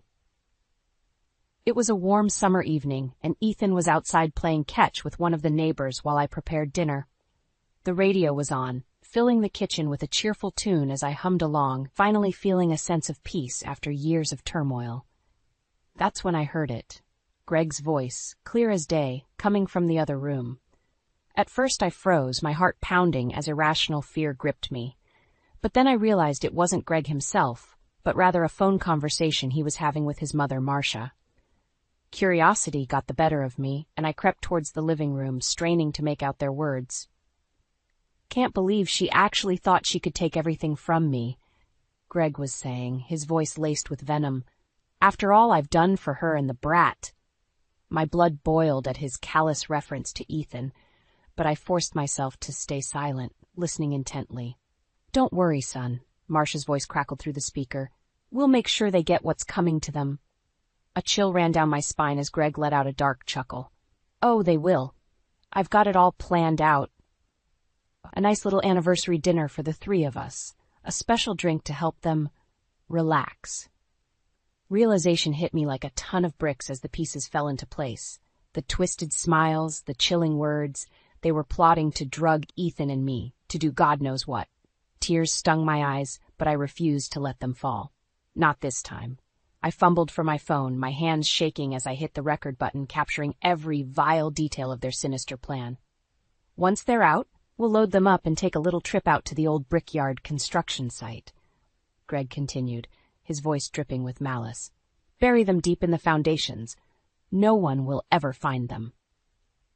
I clapped a hand over my mouth to stifle the sob that threatened to escape. This was no empty threat. I knew Greg well enough to recognize the cold, calculated determination in his tone.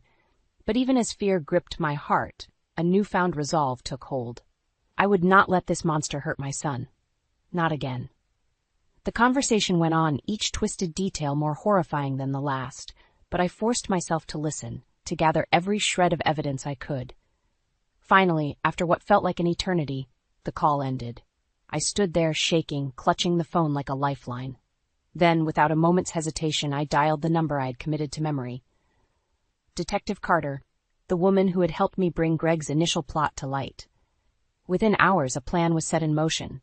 We would play along, feigning ignorance of Greg's twisted scheme. And when the moment came, we would be ready, to expose his depravity once and for all, and ensure that this time there would be no escape. The next few days were a blur of planning and preparation. Detective Carter and her team worked tirelessly, coordinating every detail to ensure our safety, while simultaneously gathering enough evidence to put Greg and Marcia away for good. We'll have officers stationed nearby, but out of sight, Carter explained as we went over the plan one final time. The moment you give the signal, we'll move in. I nodded, my heart pounding at the thought of finally putting an end to this nightmare. But more than anything, I was focused on keeping Ethan calm and protected. When the time came to break the news to him, I struggled to find the right words. How could I explain the depths of his father's depravity without shattering his innocence? In the end, I settled for a simplified version of the truth. Daddy has done some very bad things, I told him, my voice trembling slightly. But we're going to make sure he can't hurt us anymore. Ethan's eyes widened, a flicker of fear crossing his face. But to his credit, he nodded bravely. I trust you, Mom. Those 4 simple words nearly brought me to tears. After everything we'd been through, my son still looked at me with unwavering faith and love. It was that bond that gave me the strength to see this through. The days leading up to the anniversary dinner were tense, but we carried on as normal, feigning ignorance of Greg's twisted plot. Whenever he called to discuss the plans, I forced a cheerful tone, playing the part of the oblivious wife. I can't wait to celebrate with you and Ethan, I lied through gritted teeth. It's going to be such a special night. Greg's smug chuckle made my skin crawl. Oh, it'll be a night you'll never forget, all right? Finally, the dreaded evening arrived. As Ethan and I dressed for the occasion, I could see the fear in his eyes, no matter how hard he tried to hide it. It's going to be okay, I whispered, pulling him into a tight embrace. I won't let anything happen to you, I promise. He clung to me, his small body trembling slightly. In that moment, I silently vowed that no matter what it took, I would protect him from the monster that dared call himself his father. The drive to the restaurant was tense, Greg's malicious grin growing wider with every mile. But I refused to show any outward sign of distress, focusing instead on the plan, and the knowledge that justice was finally within reach. As we were seated at our table, Greg leaned in close, his breath hot against my ear. "Enjoy your drinks," he hissed. "They've got a special kick to them." I swallowed hard, forcing a smile as I nodded in feigned eagerness. Across the table, Ethan's eyes met mine, and we shared a silent understanding. It was time. My heart pounded in my chest as I raised the glass to my lips, the liquid sloshing precariously close to the rim. Across the table, Ethan mirrored my movements, his small hands trembling ever so slightly. "To family," Greg sneered, his eyes glinting with malice as he clinked his glass against ours. I forced myself to maintain eye contact, refusing to show even a flicker of the fear and disgust that threatened to consume me. We had one chance to pull this off, and I couldn't afford any missteps. Slowly, Deliberately, I tipped the glass back and let the spiked liquid pour down my throat. The bitter taste nearly made me gag, but I swallowed it down, fighting the urge to cough or sputter. Ethan followed suit, his face contorting slightly as the drug hit his system. For a heart-stopping moment, I feared he might break character, but he held strong, my brave, resilient boy. "Doesn't that feel nice and relaxing?" Greg crooned, his voice dripping with sadistic glee as he watched us slump in our chairs, feigning the effects of the potent sedative. I forced my eyelids to droop, my head lolling to the side as if I had lost consciousness. Every instinct screamed at me to stay alert, to fight back against this monster who dared call himself my husband. But I knew I had to play along, at least for now. The sound of Greg's chair scraping against the floor sent a jolt through me, but I remained perfectly still, my breathing shallow and even. "You two really are pathetic," he sneered, his voice growing fainter as he moved towards the exit. "But don't worry, I'll make sure you're taken care of, permanently." A twisted chuckle, and then the sound of the restaurant door swinging shut behind him. Only then did I dare to crack an eye open, scanning the room for any sign of the waitstaff or other patrons. But it was empty, just as Carter had promised. The entire place had been cleared out, save for the undercover officers posing as staff members. My gaze flickered to Ethan, and my heart swelled with a mix of pride and sorrow. No child should ever have to endure such a horrifying ordeal, and yet there he sat, slumped in his chair but alive and unharmed. I wanted nothing more than to pull him into my arms and reassure him that the nightmare was almost over. But I knew we couldn't risk breaking cover. Not yet. The minutes ticked by in agonizing silence, the only sound the muffled clink of dishes being cleared away by the staff. I strained my ears, waiting for the telltale sign that Greg had returned, ready to transport us to our would-be graves. And then, finally, it came. The familiar rumble of his truck's engine, growing louder as it pulled up to the entrance. "Showtime," a gruff voice murmured in my ear, and I felt a reassuring hand on my shoulder. Carter and her team were in position, ready to strike. The sound of footsteps, heavy and purposeful, and then Greg's hulking form appeared in the doorway. He paused for a moment, surveying the scene with a twisted grin. "Like two little lambs to the slaughter," he sneered, moving towards Ethan's limp form. That was my cue. In one fluid motion, I shot upright in my chair, my eyes flying open as I fixed Greg with a steely glare. "That's enough," I growled, my voice trembling with barely contained fury. "It's over, Greg. We've got you." For a split second, his cocky facade faltered, his eyes widening in shock and disbelief. But it was too late. Carter and her team were already swarming in, their guns trained squarely on him. As the cuffs clicked around his wrists, I allowed myself a small, satisfied smile. The monster had been caged at last, and this time there would be no escape. The look on Greg's face as the cuffs clicked into place was one I would never forget. A potent mix of shock, rage, and utter disbelief. For a moment, he simply stood there, gaping at me like a landed fish. You recorded me?" he finally sputtered, his eyes bulging with fury. "How dare you?" I met his gaze unflinchingly, emboldened by the knowledge that his reign of terror was finally at an end. "I did what I had to do to protect my son," I stated, my voice ringing with conviction. "From you." A muscle twitched in Greg's jaw, and for a split second, I thought he might try to lunge at me, but the firm grip of the officers on either side of him held him in place. "You'll pay for this," he spat, his words laced with venom. "You and that little brat. I'll make sure you both rot in hell." A chill ran down my spine at the pure malice in his tone, but I refused to let him see my fear. "Not anymore." "Save it for the judge," Carter interjected coolly, giving Greg a hard shove towards the exit. "You've got a lot of explaining to do." As they led him away, his curses and threats echoing down the hallway, I felt a weight lift from my shoulders, a burden I hadn't even realized I'd been carrying for so long. It was over. We were safe. I turned to Ethan, who had remained silent throughout the entire confrontation, his eyes wide and fixed on the spot where his father had stood moments before. "Ethan?" I said softly, crouching down to meet his gaze. "It's okay now. He can't hurt us anymore." For a long moment, he simply stared at me, his expression unreadable. Then, without warning, he threw his arms around me, clinging to me with a desperation that made my heart ache. "I was so scared, Mommy," he whispered, his small body trembling against mine. "I thought he was going to." His voice trailed off, but I knew what he meant. The thought of Greg's twisted plans of what might have happened if we hadn't been able to stop him made me feel sick to my stomach. "Shh, it's all right," I murmured, stroking his hair as I fought back my own tears. "You were so brave, sweetheart. So brave." We stayed like that for what felt like an eternity, mother and son united in our relief and our shared trauma. It would take time, I knew, for the wounds to fully heal. But in that moment, we had each other, and that was enough. As the dust settled and the adrenaline faded, the true weight of what we had accomplished began to sink in.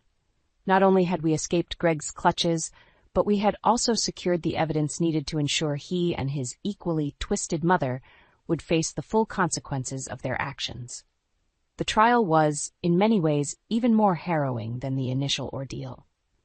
Listening to the sordid details of their plans, the casual disregard for human life, it was almost more than I could bear. But I forced myself to remain strong, if not for my own sake, then for Ethan's. And when the guilty verdicts were finally read, sentencing Greg and Marcia to lengthy prison terms, I felt a sense of vindication unlike any I'd ever experienced. Justice, at long last, had been served. In the aftermath, as we began to pick up the pieces and rebuild our lives, I found solace in the knowledge that we had persevered against the darkness. Greg's wrath had nearly consumed us, but in the end, it was our love and resilience that had prevailed. It would be a long road, I knew, but we would walk it together, a mother and son, forged in the fires of adversity, stronger and more unbreakable than ever before. With Greg and Marcia behind bars, Ethan and I could finally begin to rebuild our lives without the specter of their malice looming over us. Of course, the road ahead was far from easy. The scars of their betrayal ran deep, and there were times when the trauma threatened to overwhelm us both. But we faced those challenges head-on, seeking counseling and leaning on each other for strength and support. Slowly but surely, the nightmares that had plagued Ethan's sleep began to subside, and the light returned to his eyes. For my part, I made the decision to reclaim my career, dusting off my marketing degree and re-entering the workforce. Juggling work and single parenthood was a constant balancing act, but I found solace in the routine, in the knowledge that I was providing for my son and paving the way for a brighter future. Of course, there were moments when the weight of it all felt crushing. Times when I would catch a glimpse of a father and son walking hand in hand, and the ache of what Greg had robbed us of would hit me like a physical blow. But I refused to let those moments define us. Instead, I channeled that pain into creating new traditions and cherished memories, just the two of us. Weekend trips to the park, movie nights with Ethan's favorite snacks, and bedtime stories that always ended with a reminder of how much I loved him. These small moments became the building blocks of our new lives. And through it all, the bond between us only grew stronger. We were survivors, warriors who had faced the darkest depths of human cruelty and emerged victorious. That shared experience forged a connection deeper than any I could have ever imagined, an unbreakable tether that no force on earth could sever. As the years passed and Ethan grew into a remarkable young man, I couldn't help but swell with pride at the person he was becoming. Kind, resilient, and possessed of a strength of character far beyond his years. And yet, there were times when I could still see the shadows of Greg's actions lingering in his eyes, a lingering ache that no amount of love or reassurance could fully erase. It was during those moments that I found myself grateful for the harsh sentences handed down to Greg and Marcia. Their selfish, depraved actions had nearly torn our family apart, and they deserved every second of their lengthy prison terms. And as for the family business they had once prized above all else, well, let's just say that without their guiding hands, it wasn't long before the whole empire came crumbling down around them. The construction firm that had once been their pride and joy was liquidated, its assets seized to help fund the legal fees and settlement I had been awarded. It was a fitting end, in many ways, a tangible representation of how their greed and depravity had ultimately led to their downfall. And as I watched the wrecking balls tear into the foundations of their once mighty empire, I couldn't help but feel a sense of cathartic release. They had tried to bury us, to snuff out our lives in pursuit of their own twisted desires. But in the end, it was their legacy that lay in ruins, while Ethan and I stood tall, stronger and more resilient than ever before. Our path forward was far from easy, but we walked it together, hand in hand, a mother and son united by an unbreakable bond forged in the fires of adversity. And with each step, the shadows of Greg's wrath grew a little fainter, until they were nothing more than distant echoes of a nightmare we had survived. Our future was ours to shape, unburdened by the weight of his malice, or the specter of his cruelty. And as I looked into Ethan's eyes, brimming with hope and determination, I knew that no matter what challenges lay ahead, we would face them together. Victors, not victims, masters of our own destiny. The guardians of wrath had fallen, and in their place rose a new generation, tempered by hardship but fueled by love, resilience, and an unshakable faith in the power of the human spirit to triumph over even the darkest of storms.